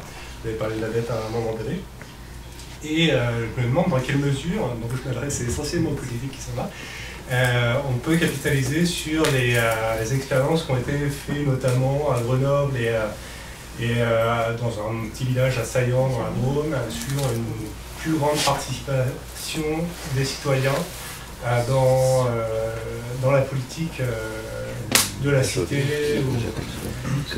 Je pense que ça permettrait à chacun de s'approprier la République qu'il a envie de construire. On va le faire à deux, je sais pas si... alors, moi, c'est un sujet qui me passionne parce que pour le coup, le sujet de ma thèse, c'est sur la démocratie participative. Donc, Saillant, je connais bien, Grenoble, je connais bien aussi. Et pour moi, le politique ne pourra se renouveler qu'effectivement en partant, en fait, tout simplement. Il va falloir qu'à un moment donné, les partis politiques meurent de leur belle mort. Pour l'instant, je pense que les partis ont encore un rôle à jouer. Ils sont les seuls à pouvoir avoir une prise de parole et à structurer le spectre des opinions politiques. Moi, ce qui m'a un peu dérangé depuis tout à l'heure dans la question de l'engagement public, on a eu l'impression qu'il n'était pas politisé, que c'était toujours au nom de l'intérêt général, que c'était au nom du bien commun. J'aimerais bien, j'aimerais beaucoup, et je pense qu'on peut le construire, ça. Mais actuellement, c'est pas ça. Je pense qu'il y a plein de gens qui ne s'engagent pas parce qu'ils considèrent que la politique, ça sert à rien. Et là-dessus, je vais y revenir. Pourquoi la politique, ça sert à rien? Parce qu'effectivement, ils ne voient pas ce qui change selon leur vote, selon leur engagement, etc. Et puis, il y a tous ceux qui s'engagent, mais pour des intérêts très précis, en fonction, tout à l'heure je disais, et je suis désolé d'y revenir, il y a une question sociale. Effectivement, il y a des rapports de force dans la société, et en fonction de ces rapports de force, les gens ont des positions et ont des intérêts. Et la politique, pour l'instant, c'est ça. On peut construire d'autres choses, et on peut faire en sorte que les partis et les élus, là vous avez deux jeunes élus qui sont seulement élus depuis 2 ans, donc laissez-leur peut-être quand même un petit peu l'occasion de faire des choses. J'essaie de m'y engager pleinement, et moi, ma responsabilité, c'est la politique jeunesse à Villeurbanne. Donc c'est pour ça qu'effectivement, j'ai parlé des conseils de jeunes, mais allons sur la question de la participation et de la délibération le plus possible. On a des conseils de jeunes, alors ils sont associés par exemple aux fonds d'initiative. Les fonds d'initiative collégiens, lycéens, les fonds d'initiative jeunes, les subventions étudiantes, ils prennent part à la décision. Quand je dis ils prennent part à la décision, c'est pas ils donnent leur avis. Non, ils décident. Ils disent on va donner telle subvention pour telle association, on va soutenir tel projet de tel collégien. Ça c'est possible à tous les niveaux. C'est beaucoup plus compliqué évidemment quand c'est des questions d'investissement ou de fonctionnement. C'est beaucoup plus compliqué en tout cas si on ne donne pas toutes les informations à la population, si on n'a pas un accompagnement, c'est-à-dire l'empowerment, le pouvoir d'agir, des experts qui viennent expliquer, parce qu'il y a quand même de l'expertise et du technique dans les sujets politiques, des sujets de gestion, des sujets de budget. Moi-même, j'en apprends tous les jours et je ne me considère pas ultra compétent en politique. Il faut en permanence que... il y a un agent du service dans la salle, j'ai besoin de lui. J'ai besoin de lui et j'ai besoin de lui régulièrement et d'autres régulièrement sur tous les sujets. Donc l'habitant, il est comme le politique, il n'est pas ultra compétent, mais il a quand même quelque chose à apporter qui n'est pas seulement l'usage. Pour moi, le citoyen n'est pas usager. Il n'est pas non plus expert du quotidien ou expert de l'ordinaire, et alors que les politiques seraient experts de l'extraordinaire dans ce cas-là. Enfin, c'est bizarre. Non, il y a juste l'idée qu'on est citoyen, donc, non pas de manière passive, mais de manière active, on s'inscrit dans la société et on s'en empare pleinement. Pour moi d'ailleurs, celui qui... C'est un peu dur ce que je vais dire, mais celui qui ne s'engage pas dans la vie de la cité n'est pas un citoyen. Bon, moi je vais prendre le contre-pied de ce que tu as dit. Il y a une fracture entre les Français et les politiques, ça il n'y a pas besoin de faire, il y a pas besoin d'en parler, vous le connaissez tous et on n'est pas là, c'est pas le sujet de ce soir, mais en même temps c'est important. Pourquoi? Parce qu'en effet, de toute façon, c'est intéressant ce débat, je l'ai avec une partie de mon opposition, qui est, qu'est-ce qui est mieux? Est-ce que c'est la démocratie participative ou la démocratie représentative? Moi, je vais prendre le contre-pied, je crois plus à la démocratie représentative. Pourquoi? Attendez, je m'explique pourquoi. Et après on peut faire participer, une fois qu'on fait jouer à plein régime la démocratie représentative. Je vais parler de ce que je connais de ma commune. Une autre majorité a géré entre 1995 et 2014. Je ne vais pas revenir sur les réalisations, je vais revenir sur la méthode de gouvernance. C'est deux choses bien différentes. On a des sujets, aujourd'hui on a des sujets très lourds qui sont en train de sortir à Rieux, c'est la création d'un centre-ville alors qu'il va partir de la ville nouvelle, etc. On a des sujets d'urbanisme extrêmement forts. C'est extrêmement fort parce qu'on va modifier, bouleverser la vie des gens. J'ai été élu là-dessus sur un programme qui disait voilà, on va détruire des tours, on va désenclaver, on va mixer, etc. etc. Les gens, ils ont voté, j'ai été élu, ça veut dire que j'ai fait le meilleur score, que les gens ont approuvé et ont dit allez-y, foncez. On vous donne les clés, vous avez la responsabilité d'y aller. Le problème de la rupture, à mon sens, entre le politique et le citoyen, c'est pas que le citoyen n'a pas assez participé, c'est que le politique n'a pas assez respecté les promesses qu'il a faites pour être élu. C'est plutôt comme ça que je vois les choses. Et aujourd'hui, la chose est simple, quand on parle à n'importe quel Français, dans n'importe quelle commune, c'est pas Rieux-la-Pape, pas Villeurbanne, pas Lyon, mais vous allez n'importe où, vous allez dans le sud, dans le nord, au centre, etc. Et vous dites, de toute façon, on ne vous croit plus, vous avez tellement fait de promesses et vous n'en avez tellement pas fait. Pourquoi? Parce que on n'a même pas expliqué aux Français qu'à un moment, si on nous a donné une responsabilité, il faut qu'on nous laisse les mains libres pour agir. On ne peut pas donner toutes les clés aux citoyens, tu le disais très bien, c'est qu'à un moment, on a besoin de nous, de techniciens, pour nous appuyer, pour nous éclairer. Et à un moment, il y a une chose, c'est que l'élu doit suffisamment prendre de hauteur pour respecter l'intérêt général. Et si à un moment, on demande l'avis toutes les 30 secondes, on n'agit pas. Sur le fameux projet de centre-ville, par exemple, dont j'ai parlé, il faut que j'abatte des tours, etc., c'est lancé. Ils ont mis l'ancienne équipe en 17 ans de discussion, de démocratie participative pour essayer de caler un projet avec la population. Résultat des courses, zéro avancée. On arrive, on prend un dossier, pas d'investisseurs, pas de programme, rien dedans, etc. On pouvait perdre les crédits en rue. J'ai dit, ce compte-là, moi j'ai été élu pour relever le projet, pour y aller, je ne vais pas consulter, par contre on y va. Une fois qu'on y allait, je suis allé devant la population pour assumer ma décision. Je l'ai assumée. Et après, s'il y avait... Alors, à un moment, je suis arrivé un peu sous les tomates, ce que j'explique aux gens pendant la réunion, écoutez, c'est simple, on va détruire la tour, etc. etc. Enfin, j'explique aux gens qui ont voté pour que leur quartier change, que par contre, eux aussi vont être impactés. Et on est tous rétifs au changement. Moi, le premier. D'accord? C'est facile de le dire pour moi, mais moi aussi, je suis rétif au changement quand on change mes habitudes. Les gens, s'ils sont tous atteints d'un syndrome, c'est normal, c'est le syndrome NIMBY. Pas dans mon jardin. Le TGV, il faut qu'il passe. Vous avez raison, l'autoroute aussi, il faut qu'elle passe. Par contre, si elle peut passer dans le jardin du voisin, ça serait bien, parce que vous m'annoncez qu'elle passe dans mon jardin, je suis pas trop d'accord. Pour péter la tour qu'on est en train de casser, par exemple, où on va enclencher le relogement, j'ai des gens qui sont venus voir, vous savez, monsieur le maire, vous êtes un maire comme ça, on a voté pour vous changer la ville, c'est super. Par contre, j'ai entendu dire que vous alliez casser ma tour. Je suis pas d'accord. Par contre, si vous pouvez casser celle juste à côté, je serais d'accord. Parce que dans ma tour, il y a des personnes âgées, il y a des handicapés. Je dis parce qu'il n'y a pas de handicapés, de personnes âgées à côté.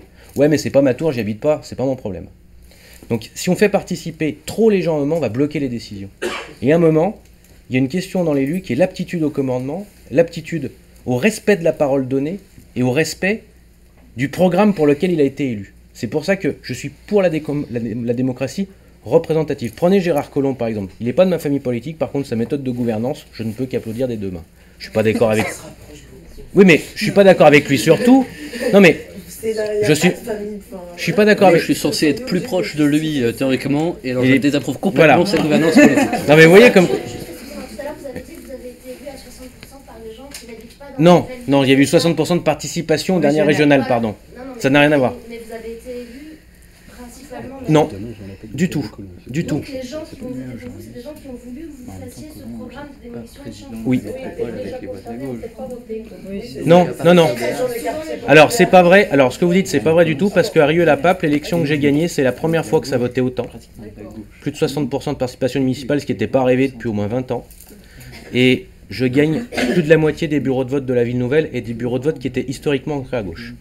Donc, le discours a été clair, donné, et les personnes qui sont concernées ont voté pour. Aujourd'hui, je veux dire clairement, quand vous regardez ce qui se passe, ça se passe très bien, et plus dans la ville nouvelle, que, vous savez, quand on engage des changements dans des quartiers qui n'ont pas changé depuis 20 ans, qui ont été construits il y a 40 ans, on n'a pas regardé ces quartiers-là.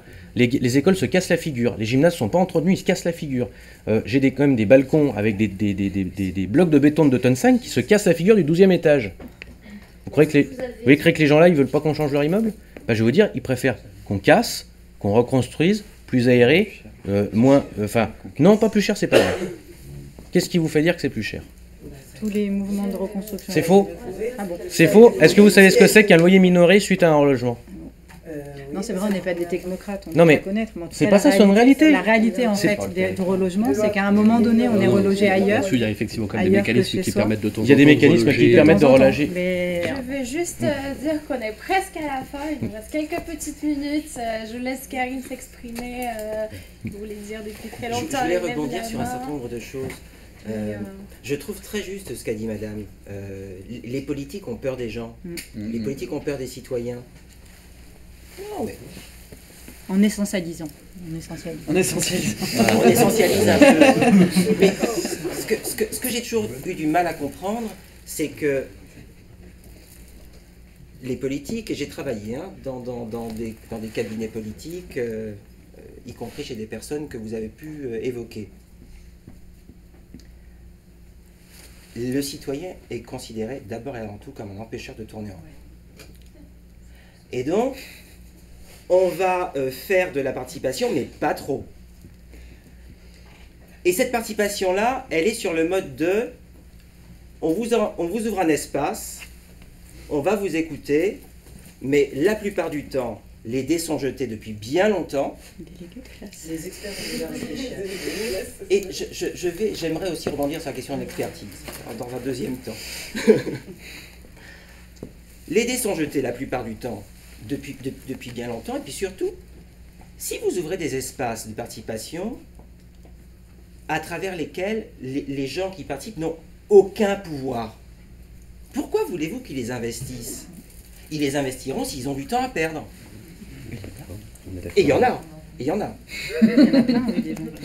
Sinon, imaginez que vous donniez aux gens la capacité de véritablement faire avancer les enjeux dont on leur demande de se saisir, en leur donnant les moyens de le faire. Mais les gens viendraient. Mais on en revient quand même à un moment donné à la question de la légitimité. À un moment donné, il va falloir trancher.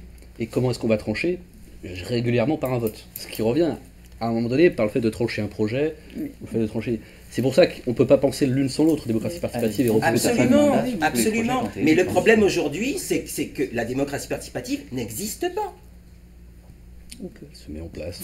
C'est assaillant et tout, il faut... C'est tellement infinitésimal que c'est proche de l'inexistant. Mais juste quand même pour rebondir, Antiella ou Éducation en héritage ou les Cités d'Or, on fait de la politique. Juste on ne s'appelle pas des partis, mais on fait de la politique.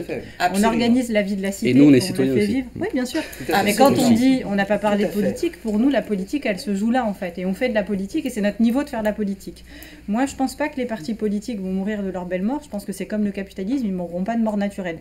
Donc après, soit on les pousse un peu pour leur dire là voilà en fait la politique elle se fait ici et c'est ici et maintenant et nous qui la faisons en fait. Alors peut-être on n'est pas des technocrates, peut-être on n'est pas bon, peut-être il y a des trucs qu'on ne sait pas, c'est vrai.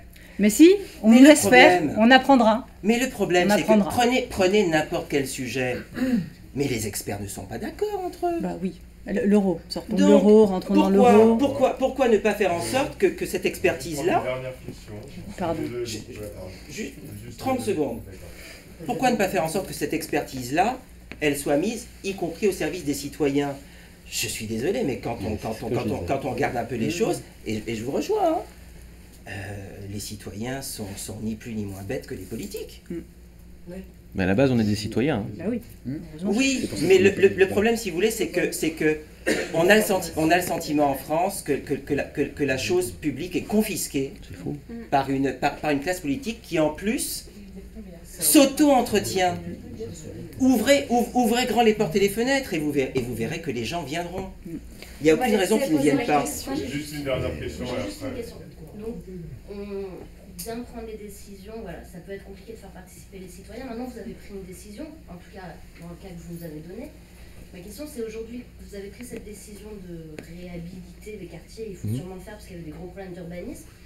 La première, c'est est-ce que vous Prenez l'expérience qui a été faite dans les quartiers aux alentours et dans les communes aux alentours, comme par exemple ça a été fait à Vaux-en-Velin et à la Duchère, voir ce qui a été bien fait, pas bien fait, et essayer d'améliorer ça. Ma deuxième question, c'est comment, maintenant que vous avez pris la décision, vous impliquez les citoyens, jeunes ou pas jeunes, hein, moi je parle pas en termes de jeunes parce que c'est plus les citoyens maintenant qui vont subir ces modifications, mais aussi ceux des quartiers aux alentours. Qu'est-ce que vous allez faire en fait pour les impliquer maintenant et préparer ensemble ce changement sans qu'ils aient l'impression de subir sans y avoir pris part? Est-ce qu'il y a quelque chose qui est prévu ou pas, et par quel biais? Parce que... Il y a deux choses. Premièrement, j'ai pas la science infuse. Vous aurez remarqué que je suis pas urbaniste, je suis maire, donc j'ai pas tout à fait pas la même formation. Donc j'ai besoin aussi de travailler avec des gens qui vont me proposer des options. Le travail d'un politique, c'est un décideur, c'est comme un chef d'entreprise sur certains aspects. Donc il faut travailler et aussi aller voir ce qui se passe ailleurs. Les échecs et aussi les réussites. Je suis pas allé que à Vaux-en-Velin ou que chef d'entreprise, c'est pas un gros mot, mademoiselle, vous savez. Non, mais c'est pas le même métier. Non, mais le but d'un chef c'est pas la même d'entreprise, responsabilité. c'est la maximisation du profit. économique, sociale et solidaire. Attendez. Oui, un président de coopérative. Non mais attendez 2 secondes. Vous savez, juste un truc, quand vous votez un budget, c'est tout bête, quand vous votez un budget, vous regardez ce qui rentre puis ce qui sort comme argent. D'accord? Donc à partir de là, vous regardez, le but c'est pas de faire du profit, d'accord? C'est d'optimiser l'argent que vous avez pour pouvoir justement investir pour les citoyens. Et je travaille pas avec mon argent. Donc, mais à un moment, il faut savoir compter. Donc, chef d'entreprise, il faut arrêter de 30 secondes de dire « Ouais, vous vous rendez compte, c'est un capitalisme, machin. Oh, la lutte des classes, c'est fini. » Non, mais la lutte des classes, c'est fini. Stop. Il faut arrêter avec le petit livre rouge. On a changé. Aujourd'hui, les Français sont plus là-dedans. Non, mais n'importe qui sont plus dans le truc droite-gauche. Les gens aujourd'hui, ils en ont plus rien à faire parce qu'ils rejettent tout le monde. Ce qu'ils veulent, c'est des gens qui... Enfin, non, mais l'idéologie de dire... Ouais, mais non, il est de droite, il est de capitalisme, il est pour les riches. Et puis alors lui, il est de gauche, alors il est génial. Non, mais... Déjà, vous me faites dire des trucs que je n'ai pas dit parce que... C'est à faute de dire quand j'ai dit... Mais c'est vrai... C'est la façon de réagir quand on parle chez l'entreprise. C'est pas le même métier. J'ai pas répondu. Je réponds simplement. Je suis allé voir... Non, mais...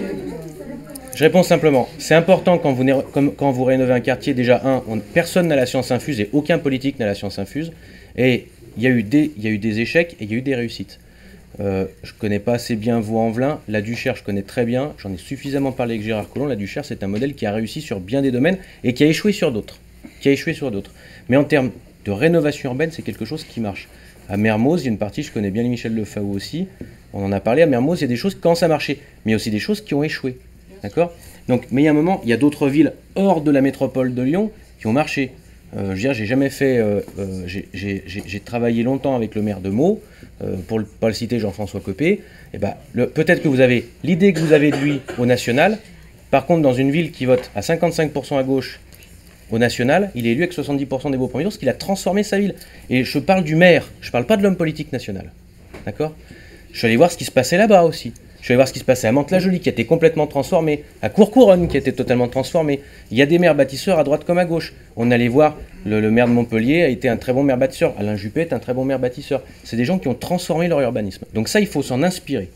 D'accord? Il faut voir ce qui a réussi et ce qui a échoué. Ça permet de prendre les bonnes décisions. Ça, c'est la première des choses. C'est voir comment on désenclave, voir comment on remembre un quartier, parce que quand vous avez 100% de logements sociaux dans un quartier, c'est un quartier qui est monolithique. Vous n'avez pas d'équipement sportif, pas d'équipement culturel, pas de commerce, ou alors du commerce que communautaire.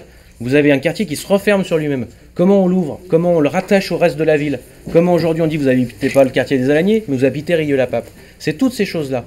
Comment on met les acteurs autour de la table? Comment on fait venir les financeurs? Comment on arrive à faire venir les investisseurs qui demain vont construire? Comment on fait venir de nouveaux habitants? Parce que si on reconstruit, mais qu'en guillemets, on laisse la même sociologie et les mêmes choses, on va recréer les mêmes causes vont créer les mêmes mots. Le but, c'est ça. Donc en effet, il y a un travail. Une fois que la décision est prise, il faut aller l'expliquer quand même, parce qu'arriver en réunion publique, puis dire bon bah écoutez, votre tour on la pète, et puis merci, au revoir. Pas comme ça que ça se passe. Le problème aussi du politique, c'est que, je ne veux pas dire qu'il a peur du citoyen, mais en général par contre, je suis d'accord, il a peur du blocage. Et en général, on est dans un pays aujourd'hui, chacun essaye de se trouver un bouc émissaire. Le bouc émissaire, la théorie, elle est toute simple. Par exemple, on est 65 millions de boucs émissaires ici. On est tous le bouc émissaire de quelqu'un. D'accord? C'est simple. Le SDF, il est alcoolique, c'est le bouc émissaire de sa vie. On dit oui, mais on veut pas de lui, il est alcoolique, c'est un vice. Lui dit mais attendez, j'aimerais simplement qu'on m'écoute, je suis malade, c'est une maladie d'être alcoolique. L'infirmière libérale, c'est le bouc émissaire de l'infirmière hospitalière parce qu'elle gagne plus. Le notaire, c'est le bouc émissaire des familles parce qu'ils disent il dépouille les familles. Le chef d'entreprise, c'est le bouc émissaire parce que lui, il a servi par le travail, etc., etc. Et après, il y a le bouc émissaire de 65 millions de Français qui sont les politiques, qui eux-mêmes ont leur bouc émissaire. Nous, si on ne veut pas changer, c'est la faute des Français, ils ne veulent pas qu'on change. C'est la faute des syndicats, ils bloquent la rue. C'est la faute des autres politiques parce qu'ils nous bloquent dans nos procédures. C'est la faute de l'Europe, c'est la faute de l'immigration, etc. C'est toujours la faute de quelqu'un d'autre. Donc déjà, il y a une chose, c'est aller devant les gens et leur expliquer. Faire preuve de pédagogie. Expliquer la démarche. Et au lieu d'expliquer, voilà ce qui va changer sur votre pas de porte, c'est pourquoi je prends cette décision au nom de l'intérêt général. Je ne suis pas maire de votre barre d'immeuble, je ne suis pas de maire de votre allée, je suis maire de la ville, et voilà pourquoi on va faire ça. Et je vous explique pourquoi on y va et comment on va s'en sortir. Parce que, en effet, quand on pète une barre, la personne, peut-être qu'elle n'aime pas son quartier, par contre, elle aime son appartement parce que ça fait 40 ans qu'elle y vit. D'accord ? Elle n'aime pas l'environnement, elle dit qu'il n'y a pas assez de changements dans son quartier, qu'il n'y a en effet pas de commerce, que c'est trop communautaire, qu'elle ne peut pas sortir en sécurité. Par contre, elle aime son appartement parce que pendant 40 ans, elle y a vu grandir ses enfants, ses petits-enfants, etc., etc. Donc c'est un traumatisme, ce changement. Comment on accompagne ça ? Déjà en écoutant aussi les craintes. Parce que dire « mais vous inquiétez pas, braves gens, dormez, il va y avoir du changement, mais ça va bien se passer », c'est faux, c'est pas vrai. Le changement par lui-même, il est anxiogène. Donc déjà, c'est arriver à écouter. Deuxièmement, là, à partir de là, qu'on a pris la décision, on peut faire un peu de participatif. C'est comme ça qu'on arrive à faire passer les décisions aujourd'hui à Rieux. Pourquoi ? Parce qu'on explique aux citoyens là où il ne peut pas agir, c'est sur les grandes décisions, sur les grands équilibres. Par contre, après, c'est dire, écoutez, voilà, comment vous, maintenant que vous avez le changement, vous savez qu'il va se passer, comment vous voyez les choses, et voilà les marges de manœuvre que l'on peut vous offrir. Et à partir de là, on essaye de trouver une marge de manœuvre. Et là, on rentre dans le dialogue, et après, on tranche. Mais c'est pas par esprit de blocage, mais je crois que pour la cohésion sociale, il faut qu'on passe au buffet. Ouais. Voilà. Merci à tous. Merci beaucoup.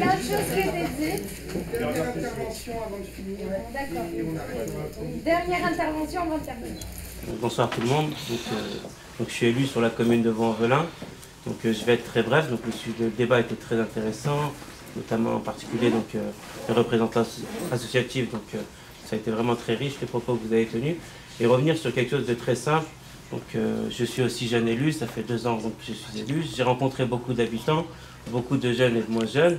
Et les habitants de ces quartiers dits populaires, ils n'ont qu'une seule demande, et une demande très importante, c'est l'égalité. Ils veulent tout simplement être considérés comme Français. Ils ne sont pas handicapés, ils n'ont pas besoin d'aide. Ce ne sont pas des gens qui sont moins capables que les autres citoyens. Ils veulent juste cette égalité. Et c'est ce travail que nous, politiques, nous devons mener. Et c'est aussi le rôle des associatifs de travailler sur cette égalité. Et s'il n'y a pas égalité, de tout faire pour que cette égalité arrive un jour. Parce que pour moi, c'est vraiment le retour que j'ai moi de beaucoup d'habitants que j'ai rencontrés donc, sur la commune de Vaux-en-Velin.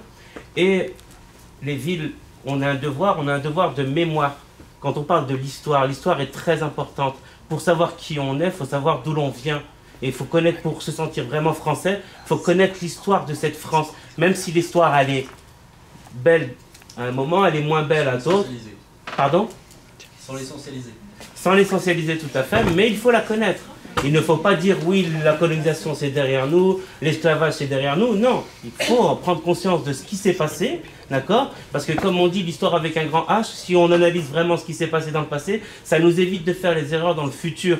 D'accord ? Et quand on voit aujourd'hui la montée d'un certain extrémisme ici en Europe, eh bien on peut regarder ce qui s'est passé dans les années 30, regarder juste les bouquins qu'on avait à l'école et dire waouh, ça ressemble, et alerter la population. Donc c'est juste ce que je voulais dire, c'est à la fois l'histoire. Donc c'est très important donc, pour se connaître et connaître cette histoire de France. Et c'est nous les politiques, nous ce qu'on essaie de faire sur la commune de Vaux-en-Velin en tout cas, c'est donc de faire connaître cette histoire, de mettre en avant les grands hommes comme Nelson Mandela, comme d'autres, pas obligatoirement français, et de travailler sur cette connaissance. Et ça ne veut pas dire qu'on ne va pas aimer la France, de parler du colonialisme ou de la traite négrière, bien au contraire.